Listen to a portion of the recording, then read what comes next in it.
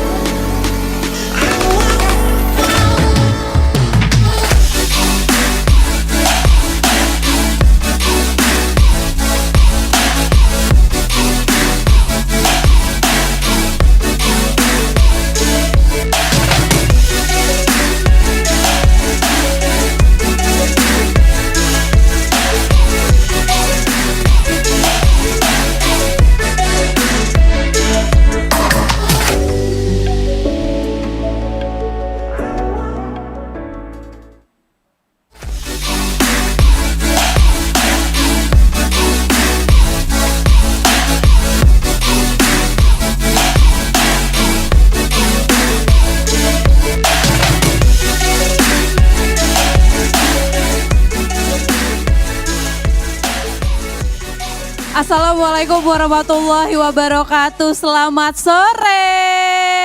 Sepertinya masih kurang semangat, boleh sekali lagi ya. Harus sampai ke Jakarta Selatan ya suara kita ya. Selamat sore. Masya Allah, mantap sekali. Perkenalkan, saya Widya Tarmizi yang akan memandu rangkaian acara hari ini, di mana kita akan sama-sama belajar dengan nanti kita punya narasumber yang luar biasa yang bisa berbagi ilmunya kepada kita semua hari ini. Dan saya sedikit menjelaskan ya, kenapa sih kita harus berkumpul di ruangan ini yang pastinya UBSI ya dengan kesadaran penuh menyadari kalau ternyata sekarang lulusan kuliah itu juga perlu mempersiapkan sesuatu agar ketika mereka sudah lulus mereka sudah lebih siap. Untuk teman-teman yang ada di sini boleh tahu nggak sekarang tuh semester berapa sih? 4, seumuran loh kita. Ada yang sudah atau lagi menyusun skripsi? Oh, sudah sampai bab berapa?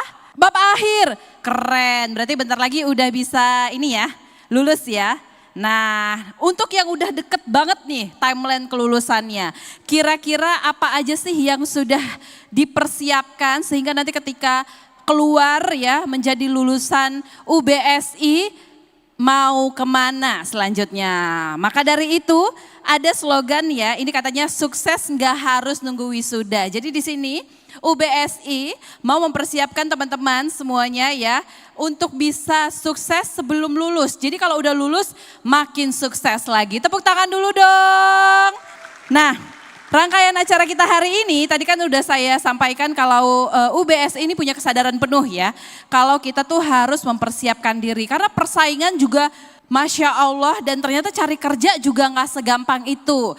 Tadi saya tuh sempat ngobrol dengan narasumber kita hari ini dan saya tuh dapat sedikit tips katanya tentang dua kata, personal branding. Dimana ini benar-benar harus kita punya, walaupun mungkin kita masih, lalatnya boleh pergi dulu nggak nih? Saya udah mandi ya. Nah, di mana ternyata walaupun kita masih anak kuliahan, ternyata personal branding itu sangat penting. Maka dari itu hadirlah ya seminar BSI Digination Personal Branding bukan cuman buat konten kreator. Boleh kasih tepuk tangan dulu? Luar biasa loh semangatnya. Dan yang pastinya ini kan menurut saya ya, UBSI ini keren banget karena dia benar-benar memberikan alternatif kepada seluruh mahasiswa dan juga mahasiswi teman-teman yang ada di sini untuk bisa mendapatkan ilmu lewat seminar hari ini dari narasumber kita yang luar biasa. Ada yang udah tahu nggak kira-kira narasumber kita hari ini siapa? Siapa?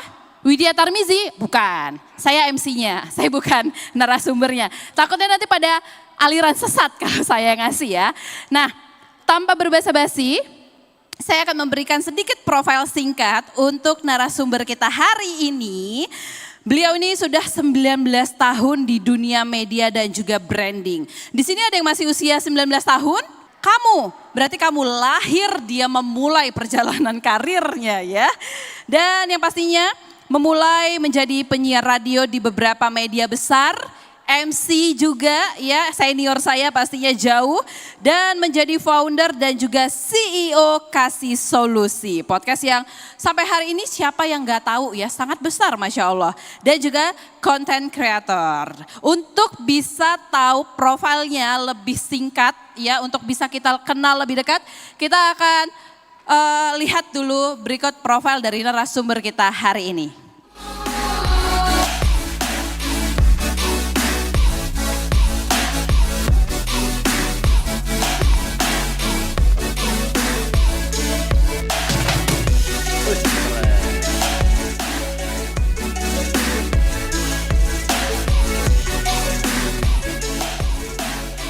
Keren. Calon orang-orang kaya semuanya.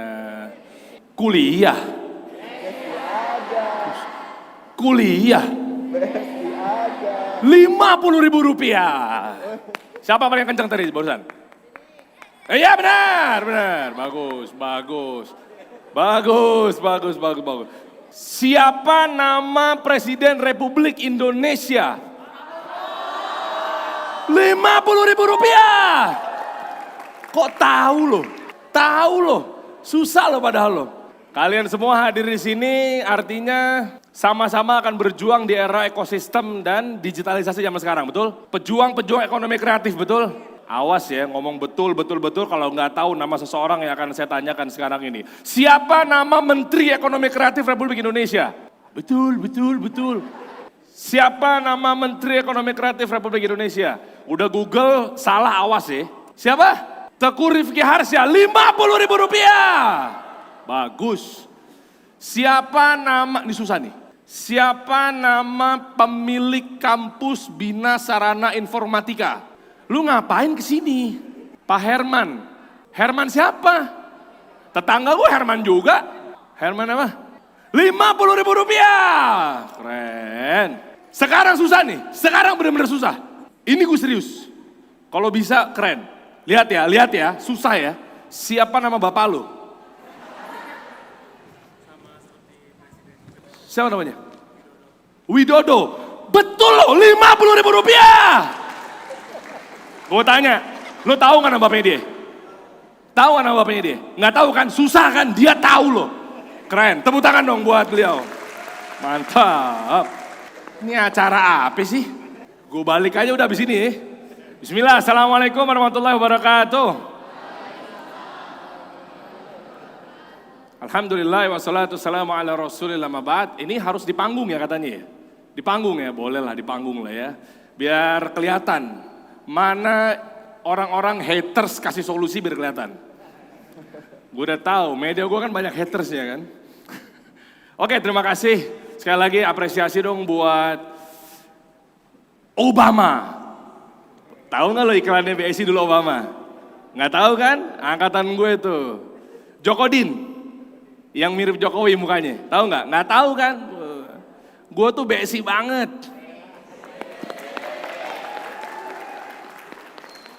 Sekarang gue tanya, BSI lokasi di mana? Disebut satu aja. Astagfirullah. Ngakunya si paling BSI lokasinya masih salah. Tahu nggak lokasi BSI di mana? Di sini. Aduh ya Allah, gue yang ngomong gue yang jijik ya. Sayanya BSI-nya mah enggak. Terima kasih sekali lagi apresiasi buat BSI dong. Menang sebelum lulus, keren banget temanya. Tepuk tangan dong. Sebelum nanti kita buka tanya jawab teman-teman, yang terhormat terima kasih Prof sudah mengundang saya dan kawan-kawan yang mengorganize acara ini yang luar biasa, IO-nya, agensinya yang ditargetkan sebulan sekali bikin event, semangat terus ya, pokoknya kalau susah-susah nanti minta bantuan sama kasih solusi ya, aman. Gini teman-teman semua, ini serius loh ya, kalian ini kan orang-orang yang udah berkecimpung di dunia sosial media. Gue gak nakut-nakutin, lu gak mau ikutan gue terserah. Lu gak mau ikutan gue terserah, tapi gue cuma udah ngasih tau sekarang, kalau lu misalnya masih ngeyel, tiba-tiba masanya tiba, terus tiba-tiba langsung ngeluh miskin, jangan salahin gue. 2030 itu fase pertama, puncaknya di tahun 2045. 2030, 4 tahun lagi, semua yang pengen ngambil peluang di industri kreatif, digital, akan masuk kubangan busuk perang harga. Udah mulai kecium dari sekarang. Teman-teman lagi kuliah pengen ambil peruntungannya, mau itu afiliator lah, mau itu reseller lah, mau itu nyimpen bitcoin lah, mau dagang ini, dagang itu, ngambil peluang buat biaya kuliah lah, buat biaya hidup lah, buat bantu orang tua lah, apapun bentuknya, ujung-ujungnya cuan. Apalagi lu belum menang atau lu kalah sebelum lulus. Nantinya kalian yang akan meraih cuan apa segala macam di dunia digital, 2030 fase pertama. Gue gak nakut-nakutin. Lo mau ikut gua, alhamdulillah. Lo gak mau ikut terserah. Akan masuk kubangan busuk perang harga. Udah mulai kelihatan tanda-tandanya udah mulai kecium dari sekarang-sekarang ini. Jual jilbab 10 ribu, 20 ribu, gak ngotak harganya, betul? Kaos kaki 3 ribu. Gara-gara oknum-oknum yang kerok, pabrik-pabrik dari Cina udah mulai kebangun di Indonesia. Kalau industrinya tekstil berarti Cina masuk di Indonesia. Yang oknum, kenapa gue bilang oknum? Karena mungkin dia ilegal, mungkin dia asal-asalan, gak peduli sama pertumbuhan ekonomi kita. Dia pangkas tuh orang-orang yang memang harusnya hidup. Tekstil, tukang payet mati, tukang pola mati, tukang jahit mati. Dari pabrik jualan ke konsumen. Makanya bisa jual harganya 5 ribu tuh jilbab. Gak ngotak. Posisi lu di mana? Berani lawan mereka? Bayangin aja, harga jualnya mereka, modalnya kita. Gimana? Pertanyaan saya, 50 ribu rupiah berikutnya. Salah satu penyelamat di saat kita berada di fase pertama di tahun 2030, saat semuanya masuk kubangan busuk perang harga, salah satu penyelamat, ada yang tahu?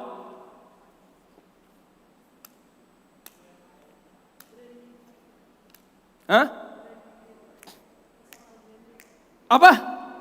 Personal branding, 50 ribu rupiah. Tahu loh, sering ikutan kelas gue ya. Tahu dari mana? Diputar ya, curang, contekan ya. Tepuk tangan dong buat mbaknya dong ya. Kenapa gue bilang begitu? Sekarang saya tanya, Derry jualan sepatu bola, Arhan jualan sepatu bola, lu percaya mana? Clear ya, kita nggak janjian ya. Derry jualan makanan, bakso, mie ayam. Lawan gua, Next Carlos, Tan Boy Kun, lu percaya mana? Clear? Nah, yang berikutnya lintas gender. Jadi anggaplah kurang fair kalau gua. Bini gue deh, yang lu juga nggak tahu siapa-siapa kan? Bini gue jualan make up. Tiba-tiba di 2030 di masa yang sama, Tasya Farasya juga jualan make up. Lu percaya mana? Paham sampai di sini? Artinya Dery jualan sepatu bola 200.000. Arhan jualan sepatu bola harga yang sama. Nggak usah di bawahnya deh, 200.000. Fix. 9 dari 10 orang akan pilih Arhan. Apa yang dimaksud kesimpulannya? Berarti nantinya akan tiba bukan lagi yang dilihat produknya tapi tingkat trust-nya. Pertanyaan gua, gimana caranya lo menang sebelum lulus, tapi trust lo itu nggak naik di mana-mana. Ujung-ujungnya lo ngemis sama konsumen. Gimana cara ngemis? Boleh kakak, lihat kakak, cari apa kakak? Itu definisi produsen ngemis ke konsumen. Boleh kakak, nah itulah makanya kenapa kesempatan kali ini gue akan bahas gimana caranya ketika menghadapi nanti, jangankan ngomong 2030, lulus depan mata, berapa tahun lagi lulus? 2. Pertanyaan gue, lu lulus, lu mulai dari nol kan? Sama posisi gue tadi ceritanya Dery sama Arhan. Lu hobinya apa? Ya, hobi gak punya tujuan hidup. Ngoding. Pasti lu tahu kan, ada satu personal brand yang muncul ke permukaan yang memang fokus ahlinya di bidang ngoding. Sebut namanya. Ya, anggaplah siapa panggilannya Sandika. Oke. Pertanyaan gue, gimana caranya lo menang sebelum lulus lawan Sandika? Kalau di saat itu jasa ngodingnya dia sebut berapa? Jasa pada umumnya deh, pasarannya lah kasarannya. Bikin website misalnya, 10 juta. Kita fair di sini ya. Nama lu coba? Felix, ketika lulus nih, yang maaf dengan segala hormat, lu belum menang sebelum lulus. Ketika lulus, lu jual, kita nggak ngomong inflasi ya bos. Kita nggak ngomongin inflasi, sekarang 10 juta, mungkin nantinya lu 2 tahun lagi bisa jadi 15 juta. Kita nggak lagi bahas inflasinya. Tapi yang lagi kita bahas adalah harga konkret sekarang dulu ceritanya dibawa ke 2 tahun lagi. 2 tahun lagi seorang Felix, yang lu juga mungkin ada yang tahu, ada yang nggak tahu, nggak kenal. Jualan jasa website atau coding 10 juta. Sandika 10 juta. Lu pilih mana? Paham sampai di sini? Makanya kenapa gue suka temanya, lu harus persiapin gimana caranya lu menang sebelum lulus ketika di pola, di waktu, di timing yang tepat, di 2 tahun itu, lu keluar dengan trust jiwanya, jual 10 juta, si Sandika tersebut jual 10 juta, kita adu. Siap semuanya? Siap? Kita gas, naikin trust kita persiapkan gimana caranya kita menang sebelum lulus, siap? Siap? Tepuk tangan bareng-bareng, terima kasih. Saya Dery Hansa, kita buka tanya jawab. Oke, itu dia sedikit kedagingan yang akan keluar hari ini. Tapi tenang aja teman semua, kita akan membuka sesi tanya jawab. Nah, untuk sesi tanya jawab ini akan dipandu oleh seseorang ya. Yang ada di sini boleh langsung kita panggil, dia ini adalah founder dari QOL.id, kepada Mas Sandi. Kita persilakan tempat dengan segala hormat. Boleh kasih tepuk tangan dulu? Oke, terima kasih BSI sudah mengundang saya di sini. Ui. Terima kasih juga Mas Dery udah hadir di event yang kita inisiasi ini. Jadi kita ada beberapa question yang saya udah catat gitu ya, dan nanti akan ditanyakan kepada Mas Dery. Mungkin juga dari teman-teman mahasiswa ada yang mau tanya. Nah, pertanyaan-pertanyaan yang krusial, pertanyaan-pertanyaan yang hari ini menjadi ketakutan banyak orang, Mas Dery. Oke? Tolong kalau mau yang bertanya kepada Mas Dery nanti dipersiapkan terlebih dahulu, gitu ya. Kita akan tanyakan dengan pertanyaan-pertanyaan yang sudah saya siapkan. Wis, BSI. Sekarang gini Mas Dery, kita berbicara tentang kuliah ya. Anak-anak Gen Z sekarang yang masih di SMA, mereka itu berpikir bahwa kuliah itu buat apa? Since sudah ada bootcamp, gitu ya. 3 bulan atau 6 bulan bootcamp, dia udah punya capability yang sesuai dengan industri sehingga dia bisa langsung kerja dan cuan. Lalu kenapa aku mesti kuliah lagi? Menurut Mas Dery, mindset seperti ini dibenarkan atau seperti apa? Gue gak setuju. Di saat luar sana temen gue yang bilang kuliah is scam. Gak usah sebut namanya, gue pernah undang di podcast. Kenapa Felix tawa? Panutan Anda ya? Lah, tapi di sisi yang lain ya gue setuju. Dia orang hebat, dia orang cerdas, orang pintar. Tapi bukan karena gue berdiri di BSI, yang sebenarnya S-nya itu bukan sarana tapi solusi, ya itu cara gue ngejilat. Jadi gini, Bina Solusi Indonesia, keren ya? Keren. Boleh Pak, Profesor dipertimbangkan. Bina Solusi Informatika, keren. Gue gak setuju, kenapa? 20 tahun gue berkarya bro, teman-teman, prof dan kawan yang saya hormati. 20 tahun saya 2006 itu udah masuk ruang siaran. Jadi gue tuh gak pernah pindah industri, selalu industrinya adalah media. Dari awal sampai sekarang. Jadi menurut gue ini adalah satu privilege yang luar biasa ketika fokus dalam sebuah hal atau industri. Sama halnya dengan bukan berarti medianya, tapi sama dengan kalau lu fokus di legal, lu fokus di coding. Menurut gue itu sepakat bahwa kita jadi ngelotok ilmunya. Nah yang gue ambil adalah Allah takdirkan gue tuh fokusnya di industri media. Itu yang pertama. Dan yang kedua, setelah gue pelajari selama 20 tahun learning, ternyata kenapa gue bilang gue gak setuju orang-orang yang sekarang gak dapetin cuan tuh gampang banget gitu kan. Tapi dengan tidak kuliah. Loh sekarang gue tanya sama lu, gimana caranya lu tahu fundamental ketika ada tsunami datang dari depan, lu ngeles kemana coba kasih gue dalil. Ini lagi bisnis nih, tsunami dari depan datang, analoginya begitu. Coba kasih gue satu, lupain dulu deh kuliah deh.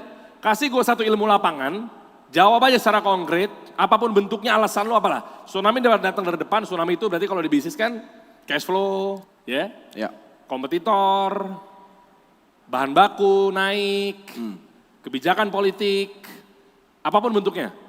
Ya, itu namanya tsunami lah bisa dibilang. Coba kasih gua satu jawaban, tsunami datang dari depan, apapun di real life juga sama, ketika ada musibah, kalau lu ngerti, belajari tentang first atau safety first misalnya, tahu ya?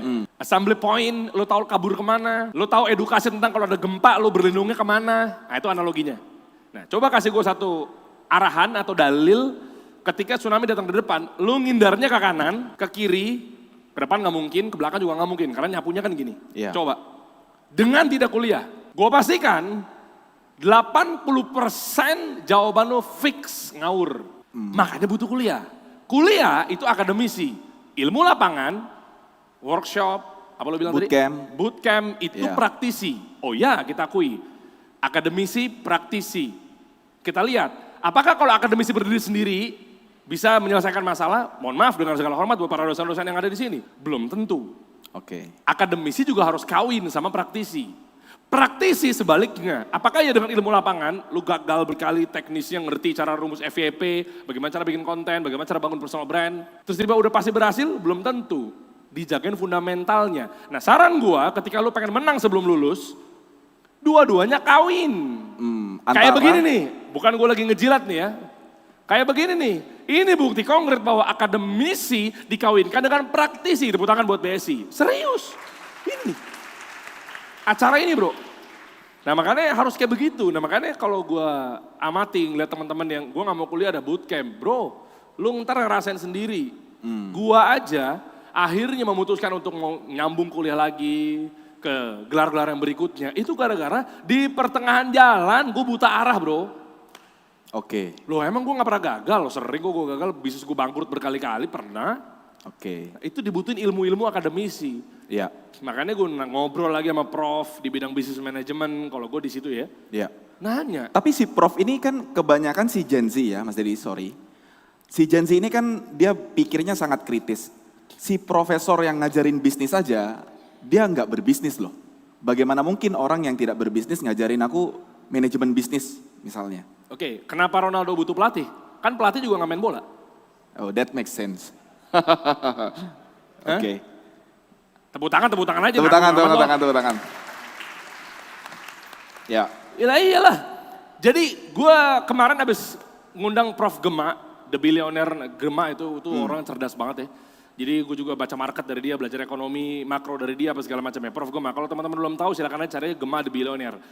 Gue ngobrol sama Gema di podcast Kasih Solusi, udah tayang juga. Yang orang pakai jas coklat yang baru pertama kali diposting belakangan ini. Dia ngomong tentang, misalnya gue tes, coba Prof, lu kan suka mengkritik nih kebijakan-kebijakan pemerintah misalnya. Gue tantang lu jadi presiden sekarang. Kan gitu kan? Sama kan? Nah, jawabannya cerdas banget. Menurut gue, hidup itu ada kalanya, ada yang menjalankan, ada yang mengamati. Makanya layaknya di perusahaan, ada yang menjalankan namanya direktur utama, ada yang mengamati dan mengawasi namanya komisaris. Jadi kadang kalau udah di dalam kita nih imun. Butuh ada dari sudut pandang luar. Nah sama seperti halnya ada komentator. Memang tugasnya pengamat yang ngamatin. Belum tentu dia jalanin sebuah negara, bisnis. Butuh orang dari luar untuk ngeliatinnya. Ya kalau gitu Ronaldo jalan sendiri aja. Nggak usah pakai pelatih. Belum tentu loh pelatih-pelatih. Mohon maaf kalau gue salah ya. Kalau tidak salah salah satunya Pep Guardiola atau apa gitu misalnya. Yang bukan pemain yang bintang atau bukan, jangan-jangan dia bukan pemain. Emang ada sekolah kepelatihan. Oke. Ya jalannya sendiri. Kenapa dia mesti butuh pelatih?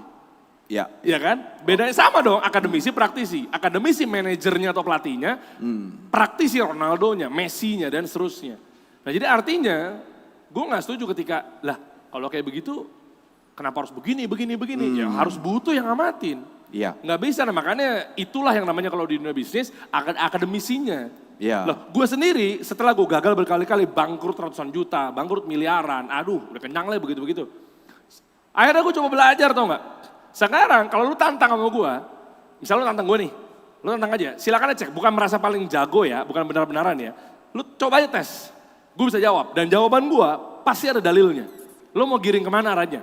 Misalnya, bang gimana caranya naikin produk kita agar melesat ke permukaan dan kita menjadi beda dengan kompetitor. Lu mau pakai dalil mana? Seth Godin ngomong, Profesor Simon Sinek ngomong, Profesor Al Rice ngomong. Iya. Iya. Desain, bang gimana cara bikin desain yang bisa berkomunikasi secara visual, bikin key visual. Lu mau pakai dalil siapa? Profesor Walter Lander. Ini akademisi semua yang gue jawab. Ada lagi, bang gimana caranya di era disrupsi biar bikin kompetitor jadi nggak relevan nyikat kita. Gue bisa jawab pakai Profesor John Marie Drew. Apa dalilnya? Brand disruption. Yang lokal, Mas Dery. Prof. Renald Kasali. Ya boleh lah. Cuma memang jujur gue banyak belajar dari dosen-dosen yang dari luar. Oke. Iya Prof. Renat, Iya. apapun itu bentuknya banyak di Indonesia. Yes. Enggak, ini maksudnya gue mau ngasih tau buktinya bukan berarti mau lokal apa interlokalnya. Tapi lebih kepada pengusaha kalau bergandengan sama akademisi, hidup lu tentram. Poinnya itu sebenarnya. Iya. Iya kan? Brand personality, David Acker. Itu ada semuanya lengkap. Iya. Marketing Evolution, Profesor Philip Kotler. Mereka punya kampus, beliau punya kampus di Chicago. Nah maksud gue, pengusaha kalau tahu fundamental, pentingnya betapa akademisi, lu punya pegangan bro. Karena fundamental. Iya.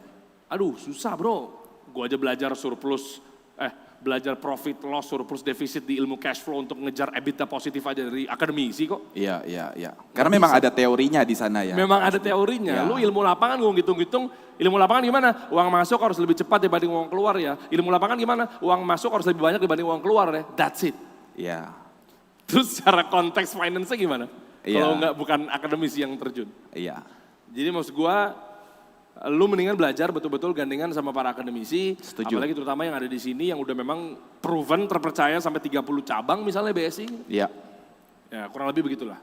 Oke, terima kasih. Teman-teman semoga tercerahkan semua ya bahwa saling bergandengan, bukan bootcamp aja, bukan kuliah aja, tapi keduanya tetap dibutuhkan. Iya, meskipun luar sana ada yang bilang bahwa nggak penting ini kan orientasinya duit apa segala macam. Oh silakan aja. Kita kan di negara demokratis, kita saling menghargai pendapatnya aja. Kalau gue sih dengan segala hormat kurang setuju. Iya. Meskipun, tapi kan hartanya banyak kan dia, oh nggak apa-apa. Kalau gue ngeliatnya begini, alangkah indahnya ketika harta kita banyak dengan pegangan yang kuat. Kalau gue di situ poinnya. Iya. Ya akademisi itu kan sebenarnya. Akademisi ya. Nanti lu lihat deh, lu tanpa, dengan segala hormat ya, tanpa akademisi, tanpa kuliah, lu ntar lihat di persimpangan jalan, gue suka sama istilahnya Cing Abdel, waktu gue undang di podcast Kasih Solusi. Cing Abdel bilang, gimana Cing lu bisa sampai di posisi ini, gue tanya. Dia bilang, gampang mindsetnya. Lu bayangin ketika hidup itu selalu keluar rumah, itu lu pasti ketemu persimpangan jalan. Oh iya. Nggak mungkin lu nggak ketemu perempatan, bohong. Ada dari rumah tinggal lurus doang itu nyampe kampus BSI. Pasti di persimpangan jalan. Nah di persimpangan jalan itu pertanyaan gua, ketika macet di depan, keputusan lu belok kanan apa belok kiri untuk motong jalan, taunya dari mana? Nah, itulah fundamental. Itulah akademisi. fundamental ya. Yes. Di sanalah butuh akademisi dan teori di kuliah, which is itu. Berapa banyak genzi-genzi yang bangkrut gara-gara Korek, olahan-olahan Iya. oknum-oknum influencer finance? korek. Berapa banyak? Iya. Niru, kebanyakan niru gitu ya. Iya. Gimana cara ngatur buat investasi, investment, contek habis-habisan rungkat, gue di kripto 269 juta, lu serius? Iya. Gue jujur apa adanya aja, dalam semalam. Ternyata belajar finance investment tuh ada ilmunya ya. Kalau versi gue, meskipun di luar sana banyak yang sukses tanpa akademisi, ya udah silakan dengan jalurnya. Kalau gue tetap gue harus belajar sama profesor yang ngerti di bidang investasi. Iya. Yang memang ekspertisnya di sana iya. gitu. Oke, untuk pertanyaan kedua, sebelum masuk ke pertanyaan ketiga nanti dari tempatnya hasil riset kami, aku akan serahkan ke mahasiswa, adik-adik yang mau bertanya untuk pertanyaan kedua ini? Silakan. Ya, sebanyak-banyaknya tanya silakan. Tuh, Mas yang pakai baju batik. Habis nikahin orang ya Mas ya? Oke, silakan. Perkenalkan namanya dulu sama pertanyaannya ya.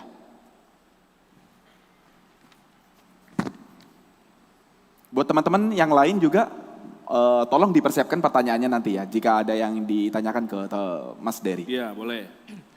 Silakan, Mas. Oke, baik. Perkenalkan, nama saya Ronaldi Tahir, Bang Dery. Di sini saya ingin bertanya kepada Bang Dery. Jujur saat ini saya sedang memikirkan tentang IPK saya. Sebenarnya IPK saya itu nggak bagus-bagus amat dan juga nggak bisa dibilang sangat tinggi juga. Berapa? 0, berapa? Nggak sampai 0, ya. Oh nggak nyampe 0, oh berarti 0? Oh, enggak. Lu bilang nggak sampai tuh begini Maksudnya bro. bukan 0. Oh nggak sampai ke bawah. Iya. Orang nggak sampai kan ke atas.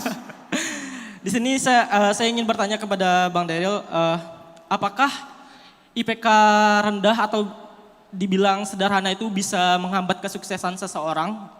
Dan menurut Bang Daryl, IPK rendah itu bisa menghambat kehidupan seseorang atau tidaknya? Itu udah gimana, boleh mengasih motivasinya buat saya sendiri. Dan buat teman-teman yang lainnya mungkin yang berpendapat dengan saya kalau misalnya IPK yang rendah itu bisa menghambat buat masa depannya seseorang gitu. Oke, sebelum saya jawab, teman-teman tahu istilah IQ, EQ, SQ nggak? Tahu ya? Simple. Apakah dengan IQ tinggi udah pasti menghasilkan IPK yang tinggi? Ya? Oke, tepuk tangan buat yang nanya, ntar saya jawab. Bu, sana Bu. Hah? Sini Bu. Silakan. Oke. Bro, nih ya, gue kasih tahu nih. Sama kok bro, IPK gue juga 2, kok. Lah serius. Nah, ini versi gue ya, bisa jadi gue salah ya. Ini versi gue aja, bisa jadi gue salah prof-prof yang saya hormati. Yang saya tahu, yang saya pahamin, IPK itu, lihat di layar. Value kebagi menjadi 2. Tujuan kita bersukses apa segala macamnya itu menggapai kita harus punya nilai biar kita sukses. Nilai bahasa Inggrisnya value. Nah, untuk menggapai kita harus punya nilai diri, namanya personal brand, nilai usaha, namanya product brand dan seterusnya, itu kebagi menjadi 2. Nah, bahasa Indonesianya transactional value, itu value yang pertama. Yang kedua adalah emotional value. Ini. Tanpa mengurangi rasa hormat, terutama buat akademisinya, justru gue malah mengapresiasi buat para anak-anak kampus yang ada di sini. IPK menurut keyakinan saya adalah transaksional. Menurut saya, transaksional. Apa transaksional? Lu gak masuk, lu gak disiplin, lu malas, itu transaksional. Lu rajin, lu merhatiin, lu ngafalin, transaksionalnya IPK-nya 3. Lu gak masuk, lu males, ogah-ogahan, nitip absen, IPK-nya 2, 1. Itu namanya transaksional, versi saya. Nah artinya semua bisa di-create secara transaksional. Ya simpelnya, di luar dari otak nangkep, IQ rendah, EQ rendah, di luar itu ya. Ya tinggal lu rajinin aja masuk, transaksionalnya tinggal dikuatin, sering masuk, sering ngafalin, absennya bagus, ujian 3. Menurut saya itu transaksional. Nah, di value yang kedua namanya emosional. Emosional pendekatannya bukan hanya emosional pendekatannya bukan hanya disiplin, masuk, absen, bukan. Implementatif, intangible asset, persona diri, kedekatan sama dosen. Percuma lo merajin masuk kayak apapun itu kalau dosen gak suka sama lu, ya gak suka sama lu. Simple. Apapun bentuknya. Attitude, itu emotional value. Plus IQ, EQ yang sifatnya implementatif. Contoh, lu ngerti ilmu ribet, ngasih tahu ke temen lu tanpa retorika, bisa gak lu? Gak bisa. Makanya harus belajar public speaking, belajar value pengembangan diri, which is itu ada di emotional value. Apa kuncinya kenapa gue bahas ini dulu, ke value kebagi menjadi 2, ujung-ujungnya kalau ukuran orientasinya adalah sukses, Apapun bentuknya, mau nilai, mau cuan, mau apapun bentuknya. Kalau gue nggak setuju ketika ukuran IPK lu misalnya 2, itu berbanding lurus sama kesuksesan lu. Enggak. Simpelnya gitu. Nah berarti di luar dari yang akademis, lu pelajari tentang non-akademis. Self-improvement, bagaimana cara negosiasi sama dosen. Itu semuanya pendekatannya salah satunya adalah emotional value. Nah makanya kenapa gue bisa alhamdulillah dikaruniai ilmu public speaking, retorika, implementatif, pengiringan opini, persuasif, itu di luar dari lu rajin masuk apa enggak. Nah jadi jawabannya adalah saran gue, nih game memang udah agak gila nih, dunia ini udah agak gila. Saran gue salah satunya buat penanya, dan lu semua yang ada di sini, gue titip personal brand. Personal brand, lu lihat di layar, nih hidup lu nih. 100% perjalanan hidup lu. Oke? Tengahnya di mana? Di sini kan?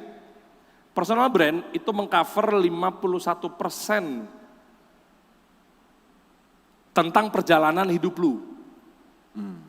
Itu 51%. Contoh, lu mau ketemu sama dosen. Diri lu improve, diri lu personal brand kuat, trust lu naik, lu tuh cuma nyelesain sisanya berapa? 49%. 9, itu kekuatannya. Artinya, dengan lu belajar ilmu persuasif, penggiringan opini, naratif, dosen kegocek men. Lu serius gue. Kegocek bukan berarti penipuan ya, bukan berarti pengelabuan dosen ya, bukan. Tapi karena lu kuat secara trust. Logikanya, dosen mau ngomong apa aja, tanda kutip ya, bukan berarti lu nipu ya. Lu tuh udah langsung, iya bener, Dery ngomong apa, iya. Contoh, salah satunya yang lu harus dikuasain sama teman-teman menanya, tentang di emotional value di luar dari perakademisan. Pernah tahu kontennya kalau nggak salah Ferry Ruandi pernah pakai, kalau nggak salah konten kreator pernah pakai yang lainnya. Yang kurang lebih, saya sebenarnya nontonnya sih sebenarnya yang di luar duluan ya. Gue gak bilang bahwa Ferry itu ngikut apa enggak, gue gak bilang, tapi yang di luar juga pernah ada bikin. Apa itu? Contoh, gue ngomong depannya begini. Guys, faktanya ternyata rokok itu gak bisa bikin kita mati. Dengan begitu aja lo ngerti tentang persuasif, lo udah percaya. Di ujungnya, gue akan ngomong gini, nah itulah contoh tentang persuasif. Jadi yang gue omongin semuanya bohong, kena kan lo? Contoh doang nih, jangan langsung baper ya. Tadi kan gue ngomong apa? Di tahun 2030 semuanya akan masuk ubangan bursu perang harga. Kalau lagi gue bohongin gimana? Nah lu pelajari yang kayak begitu-begitu. Karena ujungnya gamenya nantinya tentang kesuksesan. Lu mau ada di anggota kayak gue nih ada di HIPMI, ada di Kadin, ada di Gcraft atau apapun itu bentuknya. Tapi kalau lu gak punya ilmu-ilmu untuk penggiringan opini secara persuasif, lu gak didengar. Jadi saran gue kalau pertanyaannya hanya seputar IPK gue cuma 2 apa segala macamnya, terus kenapa? Oke, berarti tidak ada korelasi terhadap kesuksesan. Korelasi pasti ada sedikit. Sedikit, tapi bukan mutlak gitu ya? Oke. Karena jadi keukur bahwa iya nanti kalau lo bilang mutlak, gue juga gak setuju. Karena kan improve tentang persuasif mencerna hal yang rumit, itu kan di luar dari konteks ilmu yang lagi lo pelajarin kan, di kampus kan. Ya. Berarti masih ada harapan Mas Ronald ya tadi jadi ya? Mas kalau mau bunuh diri sabar, cuma mas, jangan dulu, enggak lah, masih ada harapan. Kalau lu pertanyaan seperti itu, kalau lu nggak nanya teman teknisnya, ya gue jawab itu. Kalau mau tahu teknisnya gimana caranya, ya tanya aja. Cuma kan gue belum dengar pertanyaannya kan. Ya, jadi kalau misalkan tadi tentang IPK yang rendah, apakah ada possibility ya untuk sukses? Jawabannya udah clear, ada gitu ya, karena nggak ada korelasinya. Nah, tapi banyak orang, tadi kan Mas Dery udah sampaikan tentang personal branding gitu ya, mesti harus lakukan personal branding. Orang banyak salah tentang personal branding, menjadi terkenal, sama dia mencoba berupaya untuk pansos gitu terhadap seseorang yang lebih tinggi dibanding dia. Apakah itu termasuk personal branding juga? Tiga ini kan berbeda sekali gitu ya. Teman-teman tahu eranya kue-kue artis nggak? Ada milenial di sini? Ada orang tua di sini? Tahu eranya kue-kue artis? Nggak usah sebut lah, itu teman-teman saya semua. Tahu? Nah ya, jadi Gen Z harus tahu dulu nih. Jadi ada nama-nama artis yang kalian juga tahu, nama-namanya besar, mereka saat itu kayak ada semacam investor besar, gandeng artis-artis untuk pada bikin kue. Oke? Gen Z waktu itu mungkin masih kecil, kalian. Dengan kalian tidak tahu aja, itu menjawab, kemana kue-kuenya sekarang? Bukankah nama-nama besar semua? Ya udahlah, ini gue mau disclaimer nih ya, tapi disclaimernya bukan yang gue sebutin ini adalah bukan gara-gara dia nggak kuat secara personal brand, cuma modal terkenal doang. Disclaimer ya, tapi ini contoh-contohnya aja. Jadi pisahin antara cuma modal terkenal tapi sebenarnya nggak kuat secara personal brand. Emang ada bedanya bang? Iya, karena terkenal belum tentu kuat secara personal brand. Karena dua hal yang berbeda nih, terkenal personal brand beda mutlak. Gue jawab ntar, beda. Nanti gue kasih tahu. Nah, nama-namanya kita pisahin topiknya, jadi jangan sampai area menggiring opini. Pisahin topik-topiknya. Belum tentu disclaimer, nama-nama yang gue sebutkan ini adalah yang tidak kuat personal brand. Fair ya? Lu ntar tinggal nilai sendiri aja. Mana tanda kutip yang memang nggak kuat secara personal brand, akhirnya kemana kue-kuenya? Prilly Latuconsina, Irfan Hakim, Teuku Wisnu, Siren Sungkar, Laudia Cynthia Bella, Chelsea Olivia sempat bikin juga. Pada tahu nama-namanya? Udah ya, titik di situ. Karena sebagian besar teman-teman gue sendiri tuh. Nah kita Slavina mungkin. Yes. Oke? Gue gak bilang, yang masih bertahan berarti kuat secara personal brand, yang udah hilang, jangan-jangan, diplomatis banget ya, nama-namanya gue sebutin teman-teman gue soalnya. Jangan-jangan kurang kuat secara personal brand. Nah itu dulu tuh, satu. Sekarang kita balik yang kedua. Ownernya Grab siapa? Gak tahu kan? Oke. Ownernya Samsung siapa? Gak tahu kan? Ownernya Le Mineral siapa? Gak tahu kan? Yang gue sebutin tadi, mungkin gak kuat secara personal brand. Nah lo bingung lagi kan lo kan. Kenapa dia bisa muncul ke permukaannya? Itu. Nah jadi untuk menyegarkan teman-teman semua, bedakan antara terkenal sama personal brand. Nah yang lo harapkan nantinya bukan sekedar terkenal. Kalau personal brand sama terkenal, kami yang ada di tanda kutip akademisi dan praktisi di industri personal brand, terkenal itu bonus. Agak songong ya. Terkenal itu bonus. Bukan tujuan utama. Bukan, nanti dia akan ngikut, makanya bonus. Oke. Yes, personal brand terkenalnya jadi bonus. Ya, yang lu kejar adalah personal brand. Oke. Nih contohnya. Mungkin di mata kalian secara keterkenalan, orang-orang ini gak begitu terkenal banget. Tapi pasti brandnya lu tahu. Tuh. Ya kan? Mungkin kalau ukurannya dibanding sama perartis-artisan itu, mungkin gak begitu terkenal. Kalau kuncinya terkenal ya. Ukurannya adalah terkenal. Kata kuncinya terkenal. Mungkin dia gak terkenal banget. Tapi kok bisa? Secara produk branding, karena branding kebagi menjadi 3. Branding itu trust, gimana caranya optimasi secara naik biar trustnya naik, itu kebagi menjadi 3. Lo mau pakai jalur yang mana? Personalnya, produknya, korporatnya. Ini urutan tuh. Mereka satu tujuan, segaris. Khairul Tanjungnya, Trans TV-nya, Transcorp-nya. Anthony Salimnya, Indomie-nya, Indofood-nya.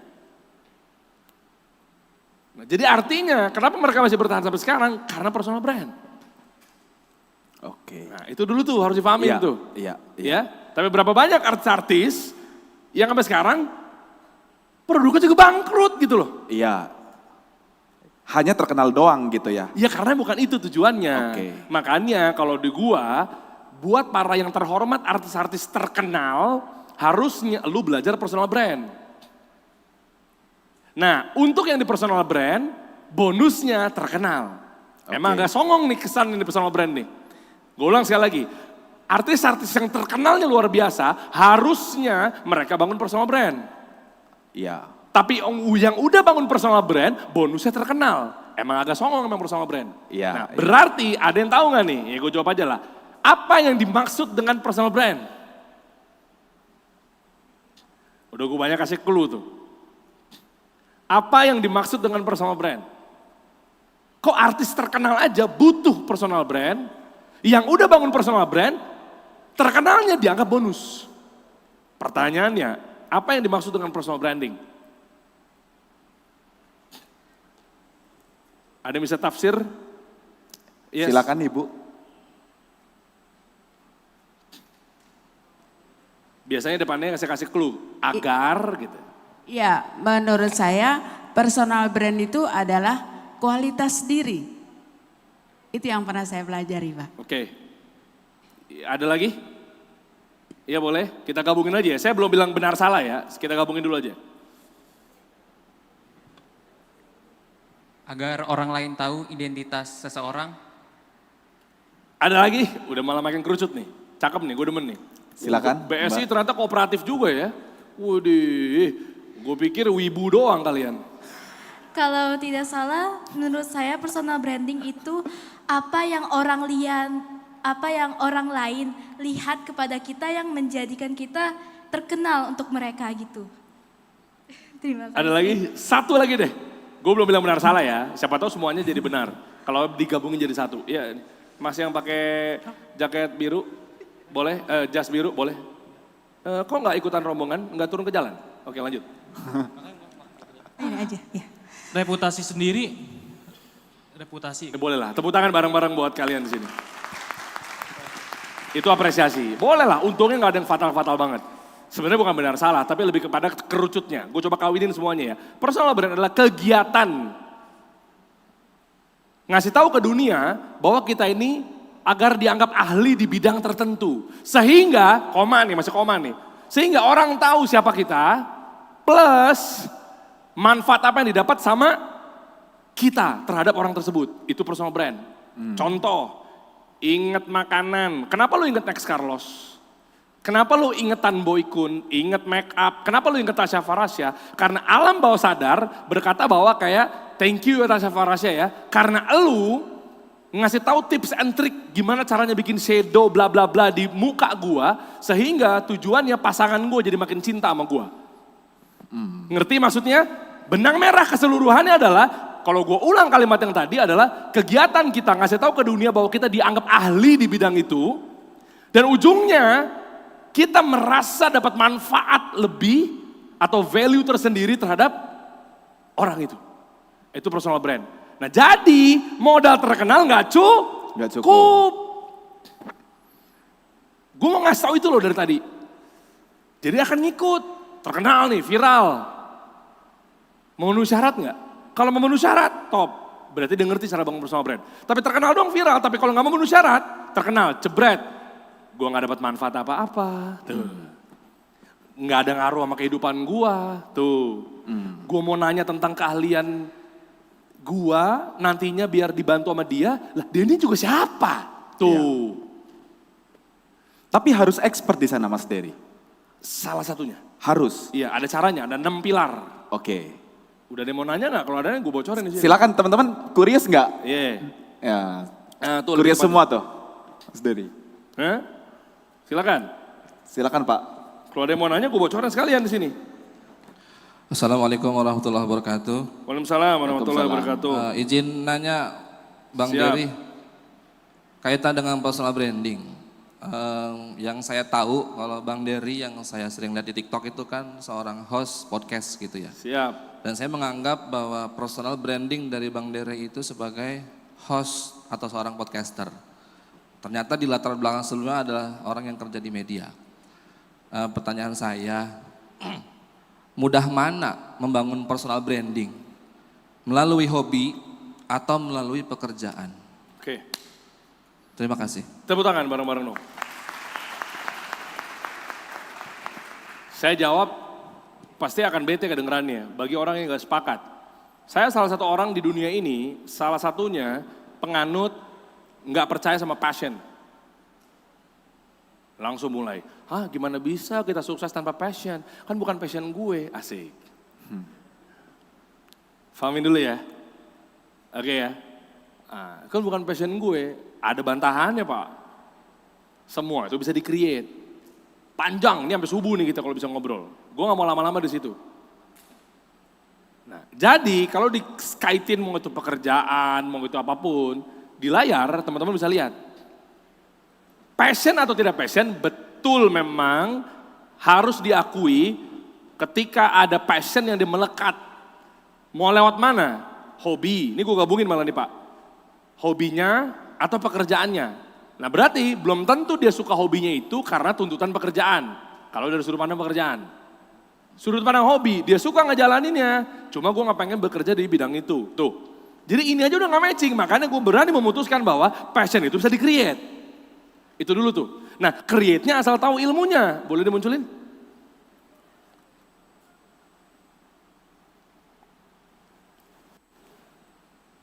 Operator, boleh iPad-nya yang di-show? Jadi kesimpulannya adalah, mau itu hobi atau pekerjaan, saya punya rumusnya. Mau lu nggak punya hobi di bidang itu, lu nggak hobi coding, tapi karena pekerjaannya dipaksa untuk nge-coding gara-gara demand-nya tinggi, misal, terus lu tiba-tiba pengen menjelma menjadi ahlinya di bidang coding, sehingga memberikan manfaat dan kita dikenal sebagai ahli di bidang tersebut, terus lu dapat memberikan manfaat ke gua, itu namanya personal brand di bidang coding, bisa. Nih, ada bocorannya nih. Memang kata manajer gue harus berbayar ya, kok gak bisa muncul di belakang? Kalau ternyata manajer gue bilang, oh harus berbayar, oke kita sudahkan saja, wassalamualaikum warahmatullahi wabarakatuh. Atau yang kedua, pekerjaan lu di bidang itu, karena anak lu butuh makan, kadang gak ada pekerjaan lain, karena mau gak mau. Daripada gue gak punya duit, perusahaan yang available yang itu doang, yang terima gue di bidang itu, hanya ada posisi atau role, job description-nya di situ. Tenang, bukan diri kasih solusi namanya. Kalau tidak memberikan jalan pintas kepada teman-teman semua untuk bagaimana cara bangun personal brand, meskipun lu ada di pekerjaan atau di hobinya. Tepuk tangan buat yang nanya dong, saya bongkar semuanya di sini. Tepuk tangan dong.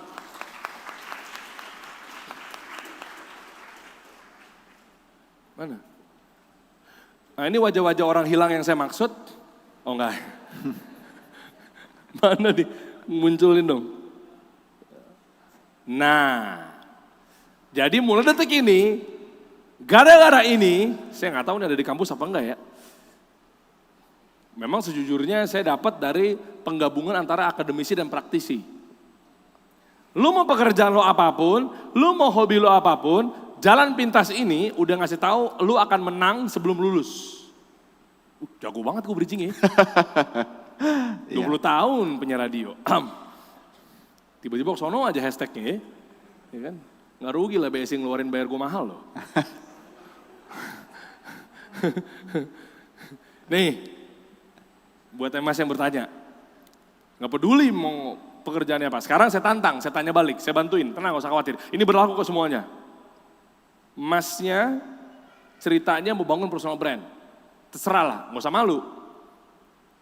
Tunjuk satu personal brand yang diinginkan, ini rumusnya nih pamungkas. Lo mau tadinya jelmaan apa, tiba-tiba lo mau jadi apa, gue kasih tahu caranya. Ini kalau gue jualnya 94 juta nih. Tapi karena gue cinta sama BSI jadi gak perlu. Oh, tepuk tangan dulu dong buat Mas Dery. Mau bidang apa? Iya apa? Di bidang edukasinya maksudnya guru, enggak kita ngomong personal brand.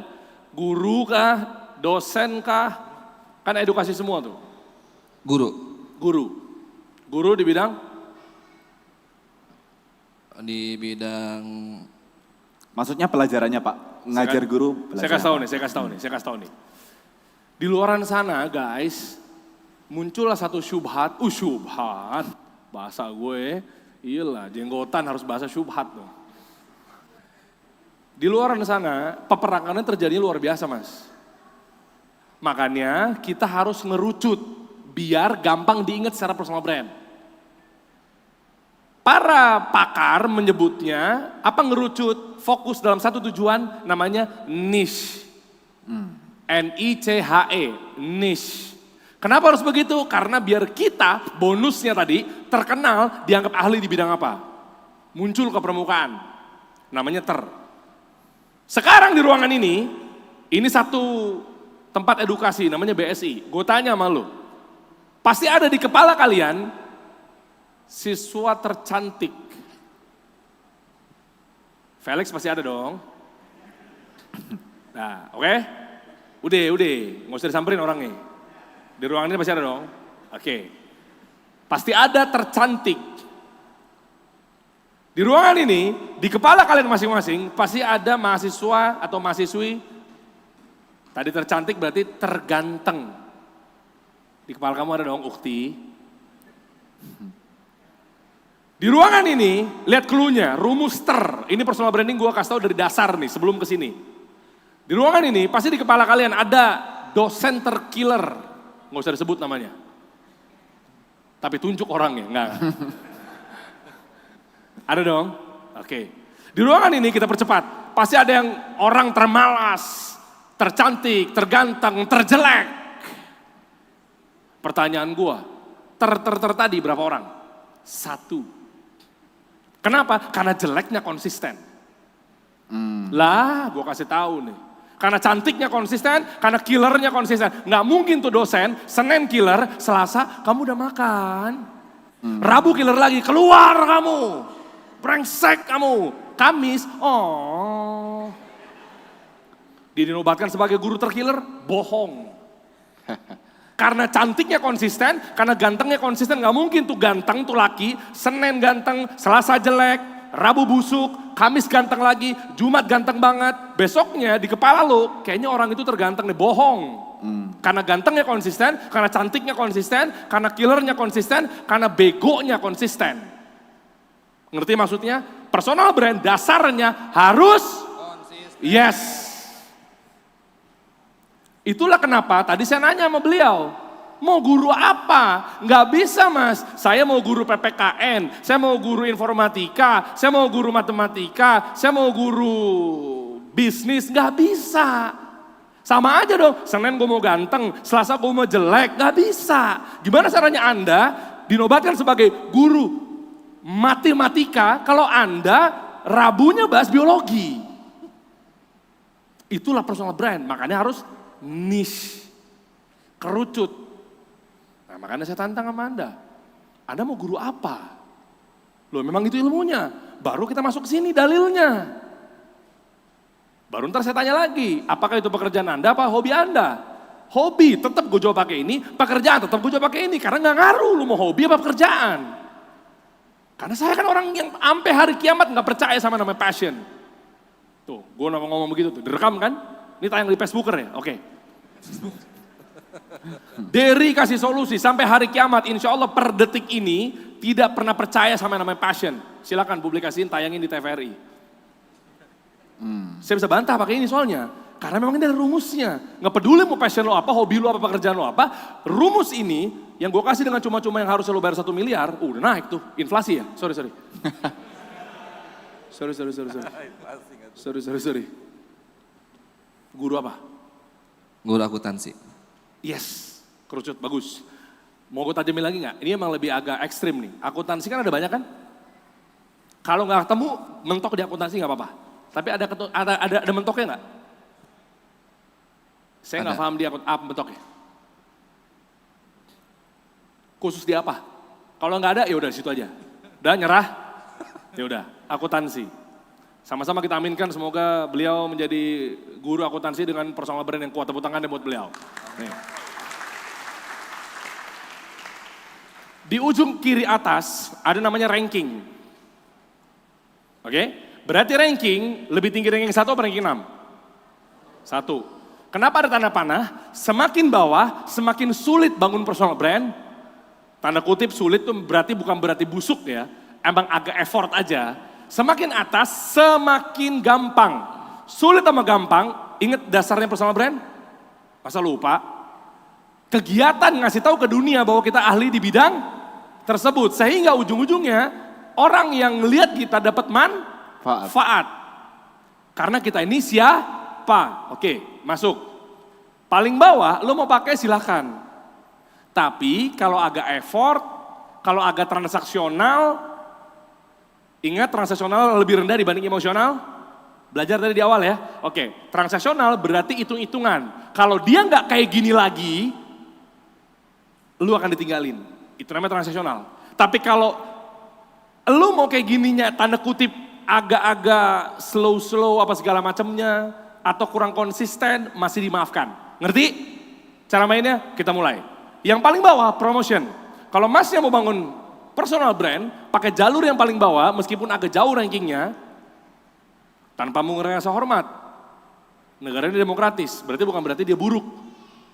Karena ini yang saya pahamin. Willy Salim, Tony Chu, Putra Siregar, yang konsepnya giveaway, promo, bagi-bagi. Tugas Anda, kalau misalnya pengen bangun personal brand lewat akuntansi, berarti kalau pakai rumus promotion, dia akan bagi-bagi laptop, bagi-bagi ilmu gratis, bagi-bagi iPad, hitung-hitungan, bagi-bagi software akuntansi, ngasih gratis, langganan per bulan Zahir, langganan per bulan Mekari, langganan per bulan jurnal. Paham? Nah, itu namanya personal brand kalau pakai rumus. Kenapa akhirnya ranking paling bawah, Der? Toh juga orang-orang yang disebutin di awal viral kok. Pertanyaan gua, kalau saat itu nggak bagi-bagi iPhone? Ngerti maksudnya? Berarti lu harus terkungkung sama kubangan itu. Like postingan aku ya. Kalau lagi nggak giveaway, nggak di like. Makanya gue taruh paling bawah. Dengan segala hormat ya teman-teman gue yang gue sebutin tadi. Ya menurut gue yang gue pandangin kayak begitu. Berarti transaksional. Kalau lagi nggak bagi-bagi software Mekari buat langganan setahun buat software akuntansi, nggak disupport. Makanya kenapa ujung-ujungnya kalau nggak dapat giliran iPhone padahal udah mantengin live dari subuh, dibilangnya settingan, yang menang tim-timnya doang. Karena transaksional. Tapi ngebut, iya ngebut-ngebut aja. Itu namanya promotion. Jalur yang pertama. Perlu passion? Perlu hobi? Perlu pekerjaan? Gue bilang ini ilmu mahal nih. Masukin di prodi. Lah iya. Karena gue kurang suka, kita harus passion, kita harus suka di bidangnya. Kentut lah. Orang bisa dibikin kok. Oke? Nah ini promotion. Naik yang ke berikutnya, connection. Bangun personal brand untuk guru akuntansi, lu semuanya ahli di bidang coding, ahli di bidang ini, makeup, apapun bentuknya. Pakai rumus kategori yang kedua, ranking 5 tapi yang dimaksud adalah connection. Connection berarti lu yang pengen dibilang ahli personal brand di bidang akuntansi harus menjadi konektor, menghubungkan antara idola dengan fansnya. Biar diucapin terima kasih karena ujung-ujungnya mereka dapat manfaat personal brand si akuntan ini gara-gara konten-kontennya. Atta Halilintar, Ria Ricis, Andre Taulany, Raditya Dika, ketika bedah rumah, bedah kamar, bedah taman, bedah. Faham maksudnya? Thank you ya bang, gara-gara gue nonton lu nih bang, ketemu Atta Halilintar di depan. Gue jadi tahu Tompi itu rumahnya kenapa sekian miliar gara-gara dia di rumahnya ada ini. Thank you ya. Pak Haji Andre, gara-gara gue ngeliat konten lu gerebek rumahnya Surya Insomnia, gue jadi tahu ternyata Surya itu ternyata konsep kamarnya itu begitu. Thank you ya Ria Ricis. Thank you Raditya Dika, gue jadi tahu Ria Ricis rumahnya kayak begitu. Rizky Febian rumahnya kayak begitu. Connection. Kenapa levelnya paling rendah? Ya masih dimaafkan. Kenapa ranking 5? Kalau nggak jadi konektor, yang diingat apakah beliaunya atau idolanya, itu yang jadi masalah. Makanya rankingnya lumayan cukup rendah menurut keyakinan saya. Gimana kalau di akuntan, gimana kalau di coding, dan seterusnya. Silakan, Anda kan punya IQ dan EQ yang kapasitasnya, berarti tinggal di copy aja. Gimana kopinya? Nah, berarti akuntan.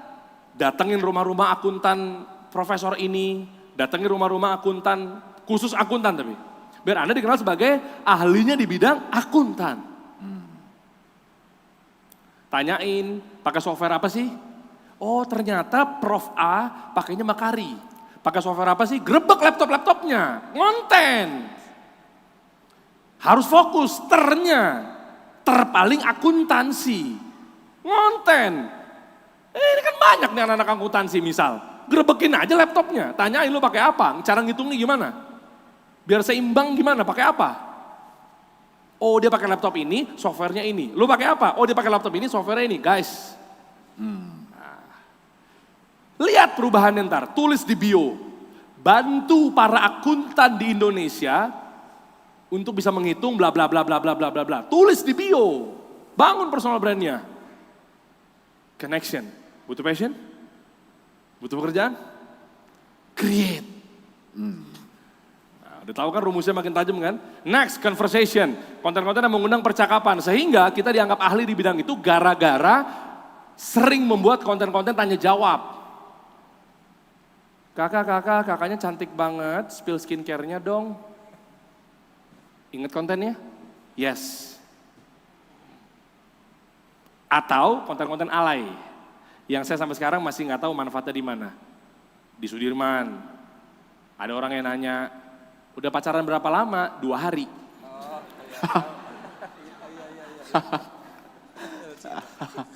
Yang gue pribadi nggak tahu kalau Felix mungkin disangkanya bermanfaat tuh konten ya. Kalau gue pribadi sih belum menemukan. Mana sih manfaatnya? Tahu kan? Tahu. Yang celananya melorot sampai sini? Iya. Tahu ya? Iya. Yang kadang bajunya sampai sini gitu ya? Iya. Tahu kan? Iya. Gue gak menyalahkan orang yang itunya yang sampai sekarang gue, nih ada gunanya gak ya? Bukan, tapi gue melihat conversationnya. Nah tanya jawab, berapa harga outfit lo? Kenapa lo pakai laptop ini? Kenapa pakai software ini? Kenapa pakai rumus yang ini? Kenapa nggak pakai ini? Berapa harga laptopnya? Berapa harga softwarenya? Lebih cepat mana hitungannya? Kalau pakai rumus yang ini, ketemu debit kreditnya kenapa pakai yang itu? Kenapa nggak pakai pendekatan ini? Betul? Kan ada begitu-begitunya tuh. Beda-beda rumusnya. Konten. Butuh profesi? Butuh hobi? Create. Oke. Kalian ini sudah ada di panggung sandiwara dunia yang penuh dengan tipu-tipu. Create. Meskipun saya orang yang juga garda paling terdepan, ini harus disclaimer nih, jadi kesana tertipu-tipu semua nih. Saya berharap mendoakan kepada Pak Prabowo, Pak Purbaya cepat bikin aturannya. Kalau industrinya finance, dalam hal ini akuntansi atau apapun itu, di Cina sudah berlaku peraturannya. Bagi influencer-influencer yang gak ada sertifikasi dan gak ada lulusannya, penjara. Karena gak serampangan yang ngomong di sosial media. Tapi ada sisi yang lain guys, tanpa mengurangi rasa hormat. Oh iya ya, bukan presiden kita kurang tegas. Kenapa? Karena BEI, Bursa Efek Indonesianya kita, dengan S&P 500-nya di Amerika, literasinya masih jauh. Literasi di Indonesia dengan mindset pola literasi investasi baru berapa persen guys? 1-3%. Ini menurut keyakinan saya. Jadinya di Amerika berapa S&P 500 untuk mindset tentang literasi investasi? 70%, Felix. Perbandingannya berarti 3 dan 70. Makanya, ya. Banyak scam. Makanya influencer-influencer yang mungkin gak ada kapabilitasnya masih dibiarin. Ya itu maslahat yang saya yakini. Kan berharapnya kan penjarain aja Pak, cuma kan gak begitu juga mungkin di negara ini. Butuh literasinya biar minimal mungkin agak naik dikit ya literasi tentang investasi. Kalau industrinya finance, sama mau industri di olahraga, harus ada kapabilitasnya. Kalau di industri kesehatan, tuh keretak-keretak, itu harus ada kapabilitasnya, gak bisa salah-salan. Ya, cuma mungkin begitu kali ya di Indonesia buat ngejar ketertinggalan yang saya yakini. Oke, nah itu namanya conversation. 3, entertainment. Pras Teguh, Somasi, Pothap, stand up comedian. Berarti ngomongin akuntansinya dibalut dengan hiburan. Ngonten. Persingkat, nomor 2, inspiration. Denny Sumargo, Deddy Corbuzier, Kick Andy, Tukul Arwana. Deddy kasih solusi. Konten-konten yang menjadi kitanya banget personal brand dari sisi inspirator agar dikenal di bidang itu.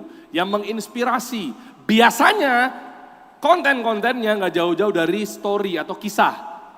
Kisah tobat, kisah hijrah, kisah jatuh bangun, kisah sukses, kisah berdarah-darah, kisah. Mas, bikinlah media, bikinlah konten, undang akuntan-akuntan di BSI minimal atau se-Indonesia. Gali hidupnya. Dulunya pernah tinggal di kandang kambing ya Mas ya. Sekarang kok bisa jadi akuntan sukses? Gimana caranya? Ceritain. Itu bukankah Anda yang nonton Kasih Solusi begitu isinya? Undang akuntan lagi di mana, kampus mana, akuntan di perusahaan mana, akuntan-akuntan hebat, terkenal di Indonesia, apa segala macam yang kuat dengan personal brand, undang, tanyain. Sosok inspiring, ketemu di jalan, makasih ya Pak ya. Udah menginspirasi, saya jadi tahu ternyata hitung-hitungan untuk ngejar kesamaan angka itu nggak perlu pakai pola yang lama ya. Inspiring banget ya, dulunya dia susah hidupnya, sekarang dia punya menjadi begini. Inspiration. Nomor 2. Nah, yang terakhir adalah nomor 1 rankingnya yang kalau enggak lagi promo, kalau enggak lagi bagi-bagi tetap di like. Itu tujuan gua. Semakin atas semakin dapat manfaat dia dikenal sebagai ahlinya di bidang tersebut. Education. Hampir yang tadi gue sebutin nama-namanya termasuk yang sekarang berseliuran di FVP yang kalian save kontennya, yang kalian share kontennya, yang kalian like kontennya, yang kalian komen kontennya. Makanya nggak heran atau wajar mereka atau kategori ini ada di posisi nomor 1. Kalau lagi nggak bagi-bagi iPhone, tetap berguna tuh konten. Kalau lagi nggak bagi-bagi hadiah, tetap nempel manfaatnya. Education, tips, trik, bagaimana cara, langkah, kiat-kiat, tutorial. Kasih tahu. Cara ngitung cepat, debit kredit, kasih tahu cara ngitung cepat arus kas, kasih tahu cara bikin forecasting, kasih tahu cara bikin financial projection, kasih tahu cara ngitung EBITDA, kasih tahu. Pendekatan lewat apa? Itu bikin konten. Barulah dari situ kesimpulan dari semuanya, belajar bikin hook, belum ada nanya kan? Ya. Nanti kita tunggu pertanyaannya. Bikin hooknya gimana, bikin kontennya gimana, ada rumus yang berbeda, yaitu bab bagaimana cara bikin rumus pasti FYP. Ada. Oke, dapat? Itu dari saya untuk menjawab pertanyaan tentang personal brand. Tepuk tangan buat beliau. Terima kasih Mas Dery, Bapak value jawabannya 100 juta ya Mas Dery. Siap. Mahal tuh, makanya BSI, kan akuntansi kan? Iya. BSI undang saya Pak akuntan, cash flow-nya goyang.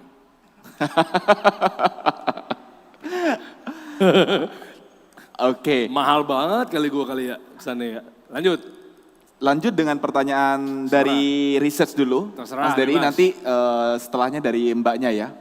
Oke, sekarang Mas Dery, dari research KOL.id, kita melihat bahwa Gen Z itu mengalami anxiety dan in return dia akan lambung gitu, penyakit lambung, GERD segala macam karena AI. Dan mereka khawatir tentang masa depan mereka setelah lulus. Oke. Nah, Di mana research-nya? Research-nya KOL.id. Widih. Iya, kita belum publikasikan karena Emang iya, coba lihat. Kok bisa-bisanya gue nge-research itu juga sama loh. Wah, itu tempat riset gue ya. Mas Dery juga research. Oh, KOL.id dong. Oke, berarti risetnya sama hasilnya guys. Gue bantuin. Oke, jadi memang anxiety ini sekarang lagi meningkat karena AI, juga karena pekerjaan juga demand-nya menipis, Mas Dery ya. Yang mana ini? Bukan di blognya kita, di bagian bawah.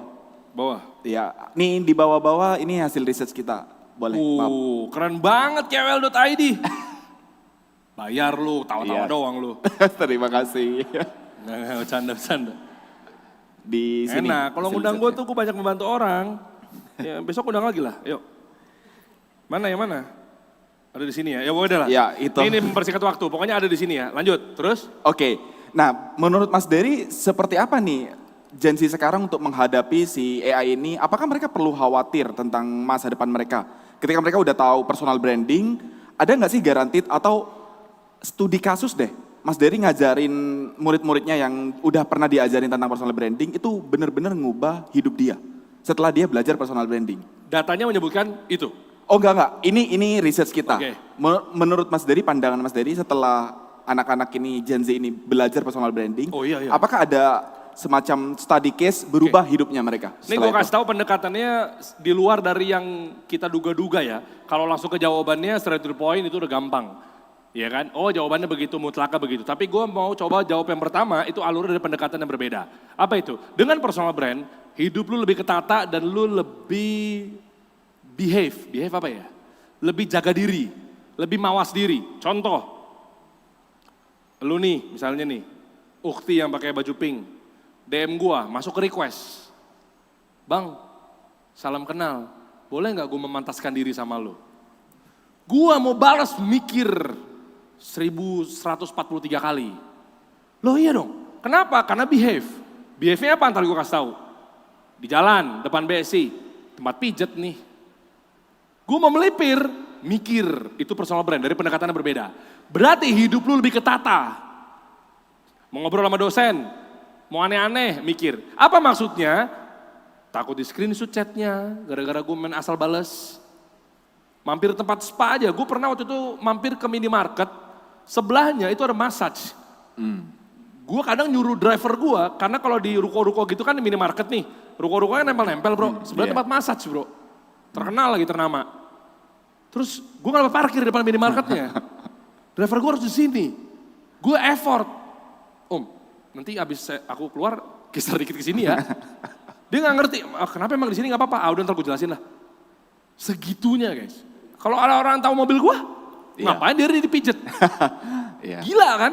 Nah itu terselamatkan dari sisi personal brand. Hidupnya berubah gak? Berubah. Oke. Bukan berarti harus udah pasti, udah kayak nabi gitu, udah gak mungkin. Cuma minimal hidup lu ketata. Mau kemana arahnya? Kita turunin aja, disiplinitas, attitude. Nah makanya kalau gue ngeliat pendekatan personal brand itu gak melulu tentang conversion, cuan, sukses, gak melulu di situ, itu oke lah.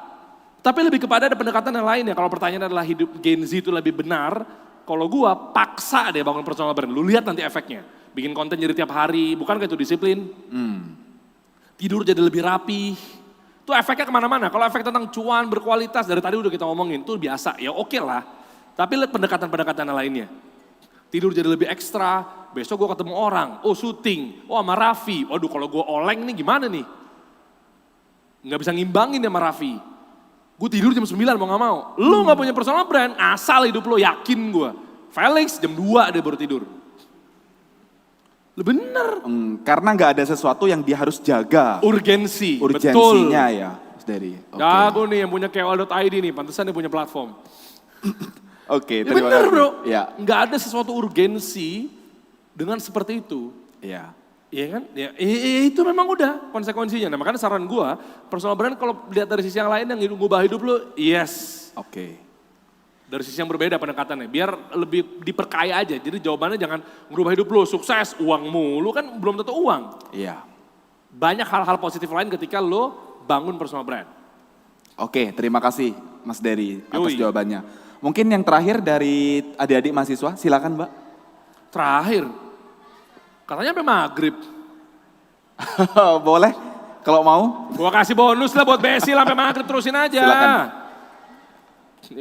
Ya enggak, kecuali kalau ada pembintang tamu yang lain ya, gue mah kagak tahu. Ini angkat tangan mulu dari tadi, Khadijah nih, itu kasihan deh. Iya, silakan. Itu dulu. Baik, sebelumnya perkenalkan nama saya Adelia Nurfadia. Saya mau bertanya sama Bang Dery. Sekarang kan konten kreator di Indonesia tuh udah jutaan ya. Nah, kalau baru mau mulai personal brandingnya sekarang itu apa nggak telat? Dan gimana caranya biar bisa jadi sebesar mereka juga? Terima kasih. Siap, sama-sama. Tepuk tangan buat Delvia. So? Namanya tadi siapa adik? Delvia. Oke. Iya. Udah jutaan tuh Mas Dery katanya konten creator. Gimana nih caranya kita berbeda gitu ya? Enggak. Kan lu mau pakai dari mana? Profesor Seth Godin bisa. Jadilah sapi ungu di antara sapi-sapi yang warnanya normal. Bisa pakai Seth Godin. Nah cuma teman-teman lihat ya, ini pertanyaannya gue suka banget. Kenapa? Teman-teman jangan terjebak, terkungkung sama yang namanya diferensiasi. Gue kurang suka sebetulnya kalau mentah-mentah istilah diferensiasi sama inovasi. Lu lihat bedanya. Bukankah diferensiasi bagus bang? Bukankah inovasi bagus bang? Salah. Kalau berhenti di situ. Contoh. Kalau gitu, kalau misalnya diferensiasi, model diferensiasi bro. Gue bikin aja, misalnya gue jualan burger. Gue pengen ahli di bidang burger, jadi chef, personal brandingnya. Kalau gue itu gue bikin aja deh tingkatan bannya, rotinya sampai surga. Kan gak gitu jadinya. Wah setinggi surga aja biar beda. Oh campurin es sama Milo aja jadi es kepala Milo. Pertanyaan gue mana es kepala Milo? Hilang tuh. Kalau sekedar beda. Nah dan yang kedua, jangan gitu mindsetnya. Kalau kita urusannya udah banyak sejuta orang manusia, tapi kita ngerti cara ilmunya, nah nama ilmunya ketika udah banyak yang beredar ke permukaan, yang membedakan antara salah satunya pasti niche-nya, pasti positioning-nya. Contoh, kenapa tadi gue giring tentang akuntansi apa segala macam yang lebih tajam, semakin tajam, semakin kerucut, sudah terjawab tentang diferensiasi. Jadi nggak perlu kita sok-sok beda, pakai baju warna aneh-aneh, tapi dengan kerucut secara positioning udah selamat hidupnya. Karena dia dianggap sebagai ter yang tadi. Nah jadi kalau jawabannya pertanyaannya adalah, udah ada 1 juta, 2 juta, 3 juta, gas. Karena orang itu percaya sama sebuah preventif atau pilihan dan persepsinya, itu nggak ada urusan tentang udah banyaknya, sudah munculnya, nggak ada. Tapi siapa yang mencuat ke permukaan secara kerucut, secara niche, dialah pemenangnya. Jadi bukan sekedar cuma diferensiasi, tapi dia ngerucutnya secara positioning. Ngerti maksud gue? Ngerti, paham. Jadi semakin niche, di dalam niche ada niche lagi, semakin tajam, itu semakin jadi kalau gue terbantu ya. Iya, kalau gue lihat di layar teman-teman. Nih, kita hapus dulu ya. Nih, kalau gue begini, baginya semakin niche. Ngerti nggak kenapa harus niche, super niche? Karena semakin tajam. Kalau gue anggaplah begini, ini namanya industri, ini namanya kategori, ini namanya produk. Industrinya olahraga, nggak bisa nih.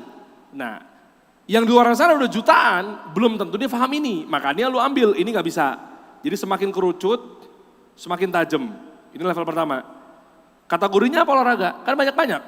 Paddle, tenis, dan seterusnya. Nah lo pilih satu, tenis misalnya. Kategorinya produknya lebih kerucut lagi. Sepatunya, bajunya, raketnya, nah ini makin kerucut. Makanya kenapa gue dikasih solusi, gue ambilnya industrinya ngomongin bisnis.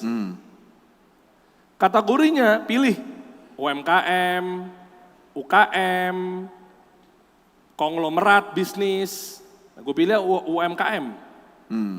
Kerucut lagi, UMKM ada 2. Konvensional, syariah. Gue pilih yang syariah, ini baru. Oke. Setajam itu. Iya. Ini mau isinya di luar sana, kamu apa? Mau bangun personal brand di sisi apa? Sini, saya bantuin. Skincare ya?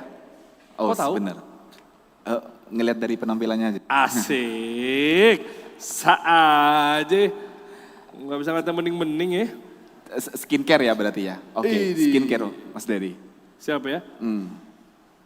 Oh lampu. Dari beauty berarti ya? Terang banget soalnya, gue pikir mukanya dia tadi. Sorry. Industri. Industrinya? Ini yang membedakan nih. Skin care. Kategori. Nah ini yang jutaan luaran sana, gue yakin ini gak ada yang belum sengerti ini caranya. Jadi gak usah khawatir. Kategorinya ada banyak. Muka, badan, ini kan ada hair wash. Iya betul. Face wash, muka. Body care ya? Mouth. Ya mouthwash. Body. Ya. Food. Area kewanitaan. Oh iya betul. Apa betul. bahasanya ya? Vitalitas. Oh aku nggak tahu Sensitif. area dalam. Anggaplah sensitif lah. Iya Nah, sensitif. ini pilih salah satu. Oke. Baru kita ngomongin tentang produknya. Oke. Jadi nggak bisa mau jutaan luaran sana, kenapa ngerucut? Biar jadi terganteng, tercantik, terbodoh, termalas, terkiller. Muncul ke permukaan, 1 juta tapi dia ngawang akan kalah sama yang kerucut. Nanti muncul lagi bro, pertanyaannya biasanya. Nih sebelum gue diserang, gue nyerangin diri gue sendiri. Kalau gitu omsetnya sedikit dong, salah. Kan ada yang ngomong gitu kan? Iya. Oh kalau niche, kalau ngerucut berarti omsetnya sedikit dong. Salah, bukan gitu cara mainnya. Mindsetnya begini. Pertanyaan gue, kamu kalau mau kopi beli di mana? Kamu kalau mau beli kopi, kemana? Hah? Mau beli nasi goreng kemana? Tuh, lihat. Beli kopi ke coffee shop, beli tukang nasi goreng, beli nasi goreng ke tukang nasi goreng. Kenapa lu nggak ngomong ke mall? Karena manusia itu ingin melakukan sesuatu, dia cari yang paling spesifik. Jadi kayak tadi akuntan, lu lagi butuh akuntan, berarti akan dipilih orang-orang yang bukan industrinya finance. Tapi yang dipilih adalah akuntan. Industrinya finance, betul? Betul, akuntan tadi, finance. Banking, finance, whatever. Kerucutin lagi, akuntansi, apalagi coba? Akun receivable, akun payable Oh gitu iya, ya. investment mungkin di situ. Iya. Mungkin cryptocurrency, Iya. dan seterusnya. Banking, kerucutin lagi akuntansi yang mana? Iya. Layaknya tadi, saya tanya kepada kamu kalau beli nasi goreng kemana? Kenapa nggak nyebut ke mall? Logikanya, meskipun taruhan nggak boleh. Tapi kalau kita ke mall terdekat, pasti ada yang jual nasi goreng nggak? Pasti. Kenapa kamu bilang nyarinya tukang nasi goreng? Itu manusia, setelah mau sadar. Oke. Anggaplah taruhan boleh, kamu mau kopi, oke ya udah. Kenapa nggak jawabnya? Lu kalau mau beli kopi gimana? Gue lagi pengen kopi ini, gue pengen ke mall. Pasti nyebut kopi kenangan dan seterusnya. Namanya kan coffee shop kan, produknya kopi kenangan. I see. Gitu maksud saya. Industrinya kuliner, kategorinya kopi, produknya lebih ngerucut lagi. Nah, jadi manusia itu ingin membutuhkan sesuatu pasti secara kerucut. Ini rumusnya. Nah, kalau kamu mau skincare nggak bisa kamu dianggap ahli di bidang skincare. Pilih. Layaknya kamu pasti tahu tentang Scarlett gara-gara fokus di bidang lotion. White Lab fokus di bidang serum. Skincare Azania, apa? Ya itulah pokoknya. Azarin. Ya kan? Hah? Azarin. Iya kan? Pasti sunscreen kan? Iya. Yes. Mereka aja melakukan hal itu. Lah kita siapa? Azarin fokus sama sunscreennya meskipun dia jualan yang lain. Bukan kata-kata burger dalam Burger King. Padahal dia jualan ayam. Bukan kata-kata donat dalam Dunkin. Padahal dia jualan hot coklat. Bukan kata-kata kopi dalam Kenangan. Padahal jualan roti juga. Bukan kata-kata fried chicken dalam Kentucky. Padahal jualan kentang. Fokusnya dimunculin ke permukaan sehingga ingat ayam, ingat KFC, ingat kopi, ingat Starbucks dan seterusnya. Nah sekarang tentukan pilihanmu, kamu mau ada di mana? Nggak bisa cuma industrinya skincare doang. Iya. Tepuk tangan buat yang bertanya. Oke, semoga menjawab ya tadi mbaknya ya. Kerucutin. Langsung pilih mau Mau kategorinya produknya apa? ya kan, kategorinya apa. Tadi ada mau bertanya nih, gue mau ikut panitia aja ya, masih ada waktu nggak? Gue mau ikut aja. Sebenarnya udah nggak ada waktu. Oh karena ada acara lagi? Bukan, acaranya Mas Dery the only one bintang tamu kita sebenarnya. Oh udah Tapi, memang, kalau gue sih pengennya sampai maghrib. Kalau lu misalnya mau berhenti mah ya gue mah enak hidup gue. Oke, gimana panitia? Prof, satu kali lagi oke ya? Serah. Satu kali pertanyaan. Boleh Mas yang pakai kacamata yang tadi di depan sudah nanya Mas Dery. Felix. Ya, silakan. Ya. Oke, assalamualaikum warahmatullahi wabarakatuh. Waalaikumsalam. Selamat sore semua, selamat sore Bang Dery. Mungkin pertanyaanku sedikit out of topic gitu. Kalau yang teman-teman lain tuh nanyanya tentang personal brand. Oh nggak harus, bebas.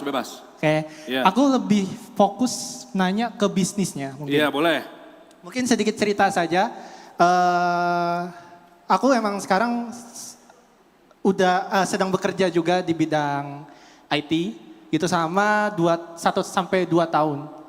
Nah sekarang tuh lagi pengen nyoba bikin bisnis gitu. Bisnis di agensi IT tersebut. Tadi sempat disinggung kasir solusi itu rugi sampai ratusan juta. Gitu. Bisnis gue yang sebelumnya. Oh bisnis yang sebelumnya. Ya, meskipun dikasih solusi pasti naik turun. Merah, hijau, tapi alhamdulillah hijau. Cuma lo mau nanya yang pas rugi signifikannya sebelum ada kasih solusi atau pas kasih solusi sempat terganggu dalam cash flow. Lu mau nanya apa dulu nih? Rugi signifikannya. Oh ya udah berarti sebelum kasih solusi. Oke. Yeah. Gimana cara Bang Dery tuh recover dari rugi tersebut? Gitu. Kalau misalnya kita nih yang pengen buat bisnis contohnya. Banyak startup yang gagal. Maksudnya ongoing bikin bisnis atau sudah punya bisnis? Sudah punya bisnis. Saya sudah punya PT atas nama saya. Bisnisnya apa? Industrinya apa? Lebih ke agensi IT karena emang fokusnya di Software IT. house. Produknya apa? Produknya apa? Jasa. Produknya kita saya lebih ke jasa, tapi sekarang kita ada produk aplikasi kasir juga lagi develop. Oh, POS ya? SISS ya, gitu. Pertanyaannya mungkin lebih gimana cara Bang Dery itu recover gitu. Karena kan sepengetahuan saya, startup tuh 90% gagal. 90% gagal. Gimana cara Bang Dery itu bisa recover yang ruginya itu sampai ratusan juta atau bahkan sampai miliaran, dan gimana caranya si kasih solusi ini bisa mencapai segede sekarang gitu. Mungkin bisa dikasih tips untuk kita-kita yang ingin memulai bisnis. Menarik. Tapi takut rugi. Jujur saja saya waktu itu sempat nyemplung ke bisnis franchise, itu rugi 5 juta. Gitu.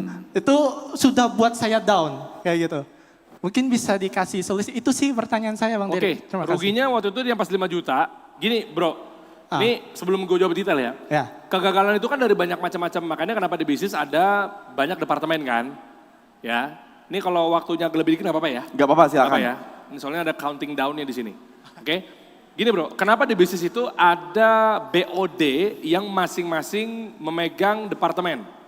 Oke, makanya di luar CEO-nya, di luar chief eksekutifnya, di root-nya ada direktur marketing, ada direktur keuangan, ada direktur operasional, ada direktur HRD, ada direktur IT, ya, CTO tekniknya, ya kan, ada direktur keuangan tadi udah, direktur investment kadang juga ada, chief investment officer, kayak Pandu Syahrir di Danantara, atau kayak Doni Oskaria di COO di operation di Danantara dan seterusnya, CEO-nya kan Pak Rosan.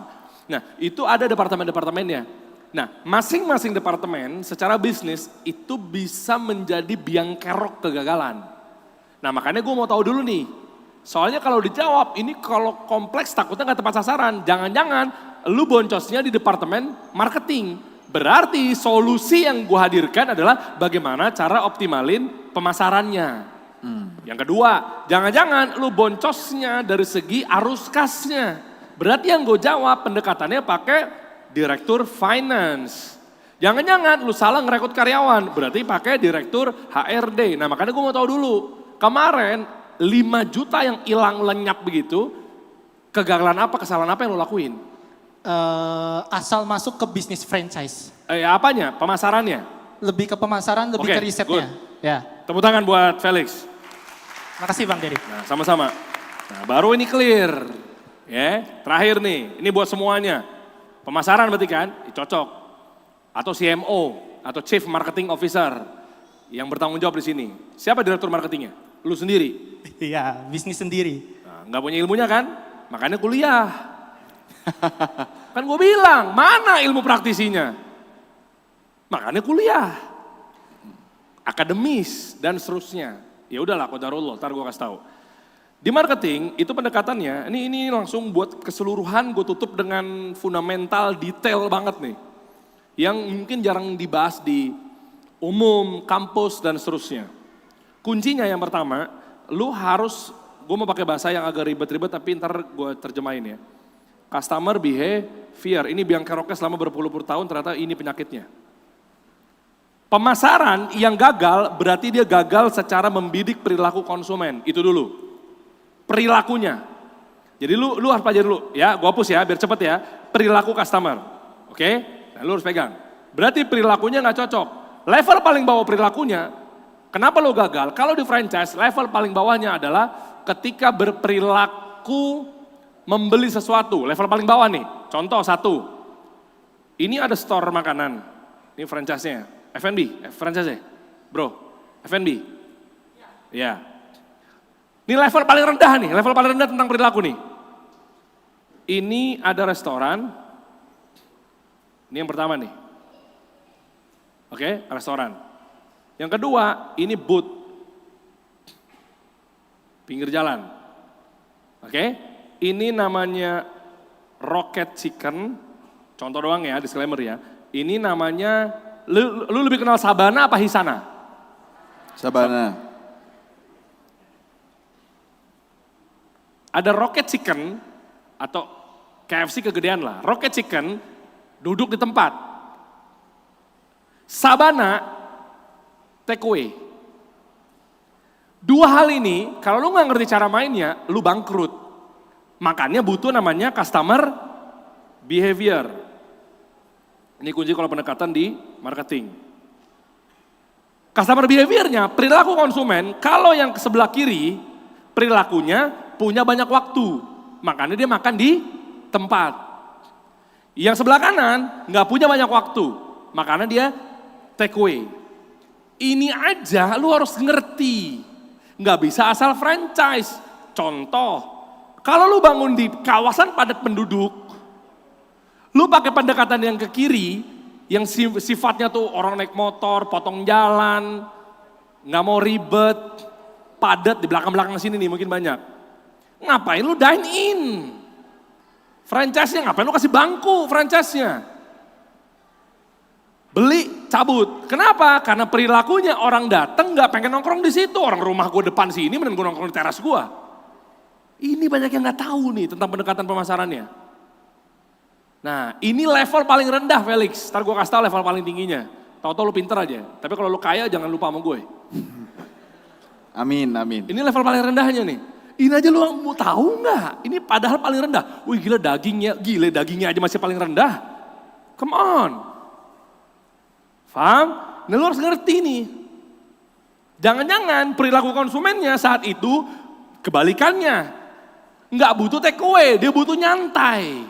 Lu kasih take away, bangkrut. Ya, itu lo pahamin dulu.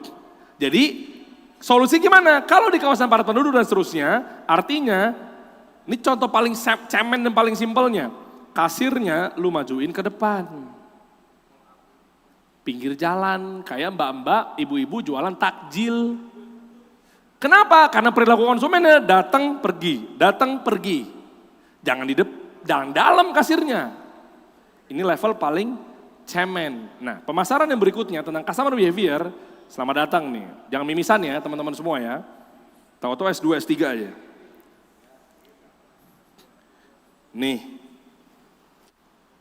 Profesor Philip Kotler, sebagai penutup nih, agak panjang dikit nih. Yang di bawah ini adalah fokus pada produknya, produk sentris. Yang bikin produk siapa? Produsen. Yang ngasih price siapa? Produsen. Yang ngasih place siapa? Lokasi di situ, produsen. Yang ngasih promo, produsen. Ini namanya produk sentris atau produk sentris. Yang level pertama ditemukan tahun 1950-an, yang sebenarnya sekarang udah usang dipakai. Dengan segala hormat Prof, mana dosen FEB di sini? Kalau Anda masih ngajarin dan menjadi itu adalah solusi bukan menjadi contoh kasus tentang Prodi 4P yang udah busuk itu, debat sama saya. 4P masih dipakai, gila. Gue main di kandang macan dari sini nih. Anak-anak bisnis itu ada marketing mix 4P, product, price, place, promotion. Astagfirullah, Prof. Pikir 2 kali kalau mau diperpanjang dosennya.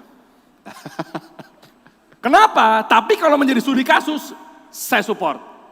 Bukan menjadi solusi. Anak-anak habis ini tugas akhirnya bikin bisnis, produk, price, place, promotion. Pikir-pikir lagi Prof. Orang tersebut. Kenapa? Karena udah usang. Kok bisa? Karena orientasinya begitu dikasih penawaran produk udah pasti subjektif. Contoh, bagaimana coba brand-brand yang ngomongin tentang produknya? Kayak ada manis-manisnya. Jagonya ayam, mie pedas nomor 1 gacoan. Kenapa subjektif? Ketika gue bilang gini, sudut pandang dari produsen. Felix beli baju gue dong, baju gue tipis nih bahannya, enak deh. Apa kata dia? Jangan-jangan rawang nih, pentil gue kemana-mana nih. Felix beli baju gue dong, lihat pendekatannya pakai produk nih. Yang lu pakai selama ini mungkin lu jualannya apa? Ayam. Minuman, pasti lu akan bilang kan minuman gue enak nih. Minuman gue seger nih. Lu belajar lagi, makanya kenapa kemarin pakai marketing 1.0. Minuman gue gulanya rendah nih, itu ngomong produk tuh kira-kira. Kenapa subjektif? Karena menurut lu. Konsumen gak dilibati untuk perilaku konsumennya. Sementara lu beli iPhone di ruangan ini, bukan gara-gara produknya. Ada pengguna iPhone di sini? Ada pengguna iPhone? Felix pakai iPhone? Pas kalau gitu. Berapa megapiksel kameranya? Dia nggak tahu orang beli iPhone gara-gara biar diperlakukan agar kelihatan sukses kok. Ya. Karena iPhone ngomonginnya adalah marketing level 4. Udah beda lagi gamenya. Sabar, ntar migrain dia, pelan-pelan. Gue balikin level 1 sama level 2 aja. Ini memang harus di business management nih. Belajar sama dosennya. Kalau dosennya nggak tahu, dosennya suruh belajar sama gue. Harusnya dosennya tahu. Harusnya. Kalau dia oknum ya berarti dia males. Oke? Nah ini pendekatannya. Nah berarti kalau pakai level pertama, nih yang gue lingkerin. Level pertama ini pendekatannya sangat subjektif. Kayak ada manis-manisnya, gula gue naik nih. Kayak ada manis-manisnya, emang enak ya air putih dikasih gula? Tuh. Coklatnya tebel nih, manis dong, gigi gue bolong dong, tuh. Emang ada sisi yang lainnya nggak ngomong tentang produknya yang gue lingkerin. Levelnya udah naik ke atas. Marketing level 2. Marketing yang berbicara tentang customernya. Bedanya lihat yang dilingkerin. Lihat ada 2 yang gue lingkerin. Ini versus. Berarti produk versus customer. Lah emang beda? Beda. Yang satu ngomonginnya sampo ini buat ngilangin ketombe pakai lidah buaya. Berarti yang dibahas adalah lidah buaya produknya. Yang kedua, sampo ini kalau lu ngilangin ketombe berarti lu bisa bikin percaya diri pakai hitam. Siapa takut? Yang satu ngomongin tentang produknya, yang satu ngomongin tentang customernya. Yang satu ngomongin lidah buaya itu produknya, yang satu lagi ngomongin tentang customernya pakai hitam. Siapa takut? Contoh lain. Di sini kalau nggak salah ada nih contoh-contohnya. Tuh. Ini level 1, yang ini level 2. Yang satu ngomongin tentang produknya, yang satu ngomongin tentang customernya. Kok bisa iklan yang satu ngomongin tentang kayak ada manis-manisnya, yang satu ngomongin tentang perilaku fokus. Ingat iklannya tahun 2017, milenial, halo. Ingat nggak bisa bedain antara Sandi Sondoro sama Narji. Ingat iklannya? Tuh, ya yang gue lingkerin. Yang satu ngomongin tentang produknya yang sebelah kiri, yang satu ngomongin tentang customernya. Felix kebanyakan ngomongin tentang produknya, makanya konsumen udah nggak percaya. Minuman gue enak nih, rendah gula nih, seger nih, manisnya pas nih. Gitu terus sampai hari kiamat. Makanya boncos 5 juta. Kenapa? Karena konsumen udah tahu subjektivitasnya. Nah lu geser ke yang ke kanan. Bedanya apa? Yang ke kanan memberikan manfaat jauh lebih cepat. Jadi gak peduli mau rasanya manis apa enggak, yang penting gue bisa fokus. Kok bisa levelnya 1 bisa lebih unggul dibanding, 2 lebih unggul dibanding 1? Bisa lah. Coba aja kita studi kasus. Kalau lo ngomong tentang banyak produknya, sama yang ngomong tentang customernya, lo lihat perbedaannya. Kira-kira mana yang lebih pantas? A, dia akan ngomong, gue sih yang penting manis, gak apa-apa daripada gue fokus. Atau yang B, gue mah yang penting fokus, bebas ya rasanya apa aja. Tahu bedanya? Tahu, mana yang kira-kira lebih pantas? Gue mah gak apa-apa manisnya rasanya. Daripada gue gendong bayinya fokus, mendingan terlepas tuh gue gendong. Gak mungkin, udah pasti kalau ngomongin tentang manfaat dari customer udah pasti lebih unggul dibanding produknya. Harusnya gimana kalau di minuman? Yang satu ngomongin Felix bilang rasanya seger, rasanya enak, rasanya manisnya pas apa segala macam. Lu ganti, rasanya ngangenin. Rasanya bikin fokus lo kuliah. Manfaat dari buah-buahan, boba-boba yang ada di minuman lo Felix, lo naikin levelnya untuk mendekati kepada manfaat customer. Karena customer pada dasarnya bukan butuh produknya, tapi butuh rasa aman ketika gue beli ini. Lu singgung daripada lu bilang rendah gulanya, mendingan lu bilang daripada lu diabetes. Beda. Yang satu ngomonginnya, lu minuman ini nih rendah gula. Yang satu lagi lu bilang, nih biar ujian lo lancar. Paling gampang contohnya pakai parfum.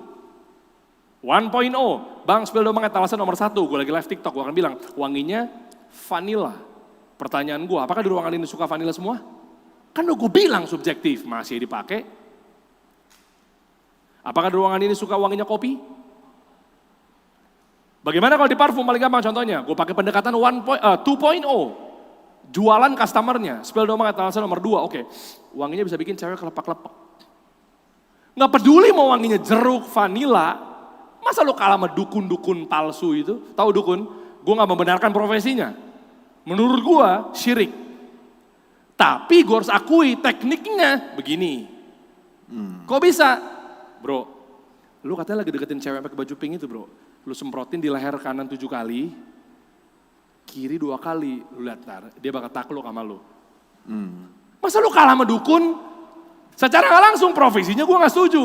Tapi strateginya bener. Iya. Gak peduli mau wanginya apa, yang penting manfaat apa yang didapat. Kayak iklan Axe. Dikejar sama 10 cewek. Emang begitu cara mainnya, makanya dievolusi, dieskalasi. Biar lu gak bangkrut lagi. Nah ini pesan buat semuanya nih. Mau personal brand, mau apa segala macamnya, lu dinaikin ke atas. 2.0 itu berangkatnya dari situ. Tuh. Apa bedanya? Contoh, kalau 1.0 udah tahu ya. Kayak ada manis-manisnya, berapa lapis ratusan, jagonya ayam, mie pedas nomor 1 gacoan, empuk, coklatnya melted. Kalau 2.0, Afika, iya main yuk, ada yang baru nih, diputar, dijilat, dicelupin. Gak ngomongin tentang produknya, tapi ngomongin tentang aktivitas konsumennya. Pakai hitam siapa takut? Nih milenial, minum Yakult tiap hari, tuh aktivitas. Peraturan dari mana? Menteri yang bertugas saat itu. Di atas marketing campaign, kena kan lu? Saya minum 2, peraturan dari mana? Kejebak lagi kan lu? Brand-brand konglomerat oligarki itu sebenarnya udah ngasih tahu kode ke kita. Cara mainnya memang begitu, bebelak. Musuhnya Morinaga mungkin saat itu sepenglihatan gua adalah Omega 3, DHA, masih di situ-situ aja. Bebelak, lu minum ini anak lu jadi bisa tampil di kelas dengan percaya diri. Itu aja udah beda. Berarti manfaatnya didapat. Ketika mau akuntansi, mau itu minuman sama. Nongkrong jadi lebih asik. Masa lo kalah sama Coca-Cola? Always happiness. Dia gak ngomongin tentang ini minuman rendah gula. Enggak. Padahal kita tahu soda sama gula. Tapi karena cerdasnya Coca-Cola, dia akan ngomong always happiness. Ces dibuka, always happiness. Lalu dinaikin. Belum lagi berbicara yang 3.0. Wah lebih gila lagi loh, cepet kaya lo ntar. Tuh, nih 3.0. Ingat kuncinya, catat. 1.0 itu beli dapat produk, 2.0 itu beli dapat manfaat, 3.0 beli jadi siapa. Terakhir nih, kalau di parfum, Bang spill dong etalase nomor 3, oke. Nggak ngomongin tentang vanilanya, produknya, nggak ngomongin tentang manfaatnya, tapi ngomonginnya jadi siapanya, lebih gila nih. Gimana kalau di parfum? Spill dong etalase nomor 3, oke. Wanginya kayak cewek baik-baik. Wanginya kayak Mbak Mbak Skena. Wanginya kayak pramugari, wanginya kayak istri pejabat, wanginya kayak orang kaya, wanginya kayak pramugari lagi tugas di kabin. Wanginya kayak asdos. Wanginya kayak Mbak Mbak SCBD. Iya, benar. Udah gila memang. Wanginya kayak Raisa. Cemilannya para pejabat. Minumannya bapak-bapak TNI. Minumannya anak-anak gym. Nggak peduli mau rasanya vanila kayak kopi kayak. Levelnya udah begitu guys. Lu nggak mulai dari sekarang, lu mau tempur 2030, gimana lu mau menang sebelum lulus? Paham sampai sini? Nah marketing itu sudah berevolusi. Ini ditemuin tahun 1950, ini ditemuin dari tahun 1980-an, ini ditemuin tahun 2000, ini ditemuin tahun 2010 ke atas. Sekarang tahun berapa Felix? Udah tahu kan? Presidennya udah bukan Pak Harto atau mungkin Bung Karno lagi, udah tahu ya? Jangan-jangan Felix baru keluar dari Goa nih. Udah tahu? Oke, kok masih dipakai yang ini? Itulah kenapa Indonesia banyak ketertinggalan dari sisi pedagang-pedagang kecilnya. Karena ujung-ujungnya tepungnya lebih tebal. Gluten bos, udah pada tahu. Tepungnya jadi lebih banyak kita dapatnya. Gulanya lebih sedikit. Gula mah gula. Coba dirubah pola pikirnya secara strategi campaign. Nggak hilang tuh 5 juta. Lu nggak ketemu gua sih, tapi bayar gua mahal sih. Sorry. Itu dari saya, terima kasih. Assalamualaikum warahmatullahi wabarakatuh. Terima kasih Mas Dery. Udah. Oh terserah gua mah, lu mau udah juga nggak apa-apa. Oke, udah dari panitia, dari jadwal sudah, waktu sudah habis, Siap. Mas Dery. Oke. saya ucapkan terima kasih. Namun sebelum itu teman-teman semua, acara sukses sebelum menang sebelum lulus ini akan diadakan setiap bulannya Mas Dery. Wih. Kita butuh bantuan dari Mas Dery kira-kira nih ya untuk melanjutkan tongkat estafet dari speaker yang akan hadir di acara kita berikutnya. Menurut Mas Dery yang paling relevan dan cocok untuk mahasiswa dan juga Gen Z, kira-kira siapa Mas Dery? Oke, buat mahasiswa dan Gen Z, saran gua lu coba belajar sama orang yang benar-benar langsung praktikal dan ngerti cara how to-nya. Bukan entar di tahap yang namanya wisdom, motivasi. Karena kalian butuh ilmu fundamental, ilmu dasar, ilmu ngerti, implementatif, praktikal, rumus-rumusnya dan lain sebagainya. Gua kasih minimal, gua bilang 1 apa 2, ntar lu tinggal pilih ya. Oke. Kalau di gua, tanpa mau ngerasa hormat buat yang lainnya, yang tentunya gue tahu karena dia udah pernah gue undang di podcast Kasih Solusi juga, tapi karena kebutuhan untuk Gen Z dan anak-anak mahasiswa, biar gimana caranya berperang, berjuang di dunia konten, lu ngerti cara bikin konten viral, lu ngerti cara jualan di sosial media, ada 2 orang. Siapa Mas Dery? Ogut Muda Cuma Sekali dan Samuel Chris. Oke, tepuk tangan buat Mas Dery, nanti kita akan Lu lihat. pertimbangkan dua narasumber itu. Iya, karena dua-duanya ngerti di bidang konten, teknikal, bukan berarti yang lainnya gak bagus ya. Iya. Beda-beda, kalau di Samuel Chris dia keunggulannya gimana cara bikin konten hook, jadi langsung dapat atensi. Ogut dengan strukturnya convert to sales, jualan, afiliator dan seterusnya. Lo tinggal pilih aja, lo pertimbangkan aja dari 2 itu. Salam dari gua buat mereka berdua ya. Siap, terima kasih banyak Mas Dery. Alright. Saya persilakan. Boleh kasih tepuk tangan dulu untuk narasumber dan juga moderator kita hari ini. Oke, sebelum kita bubar, kita akan foto bersama terlebih dahulu ya. Yang pertama boleh kita, tapi sebelum foto bersama kita penyerahan sertifikat terlebih dahulu. Yang akan diberikan oleh Bapak Adi Supriyatna MKOM, ini selaku Wakil Rektor 2 Bidang Non-Akademik. Siap Pak Warek. Terima kasih. Mantap.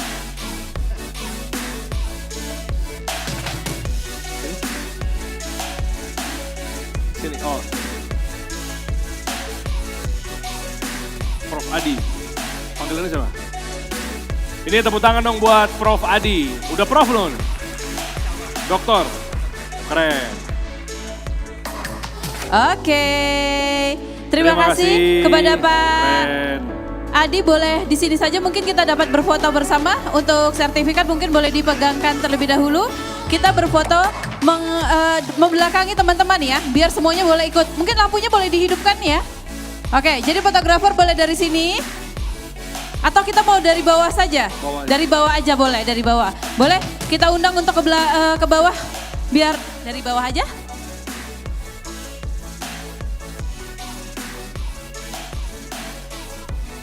Dari bawah. Gimana sih? Boleh siap. foto sekali lagi? Siap.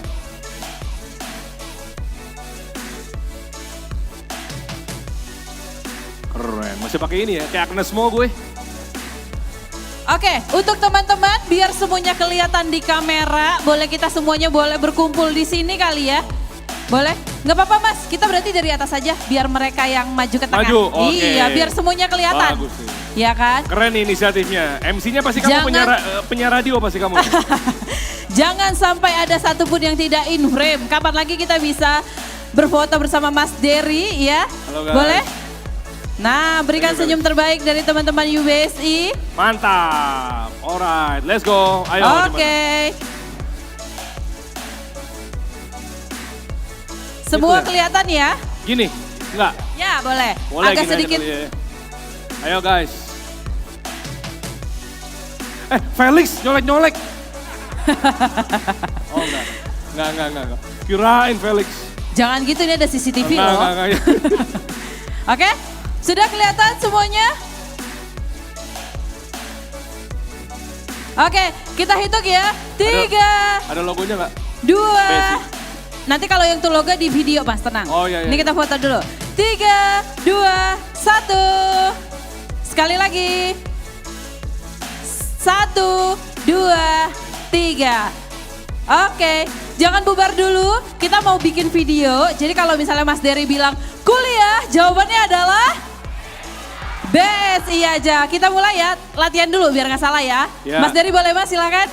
Nggak mungkin salah lah, kan gue udah ngerti kayak Oh ya begitu-begitu. bener, ordal ya ordal. Gue tuh BSI banget gue. Wih, parah. Oke, langsung aja kita tag ya. Oke, 1, 2, 3. Kuliah, BSI aja. Keren banget, tepuk tangan dulu dong untuk kita semua. Terima kasih kepada teman-teman, boleh kembali duduk ya sembari saya menutup rangkaian acara hari ini.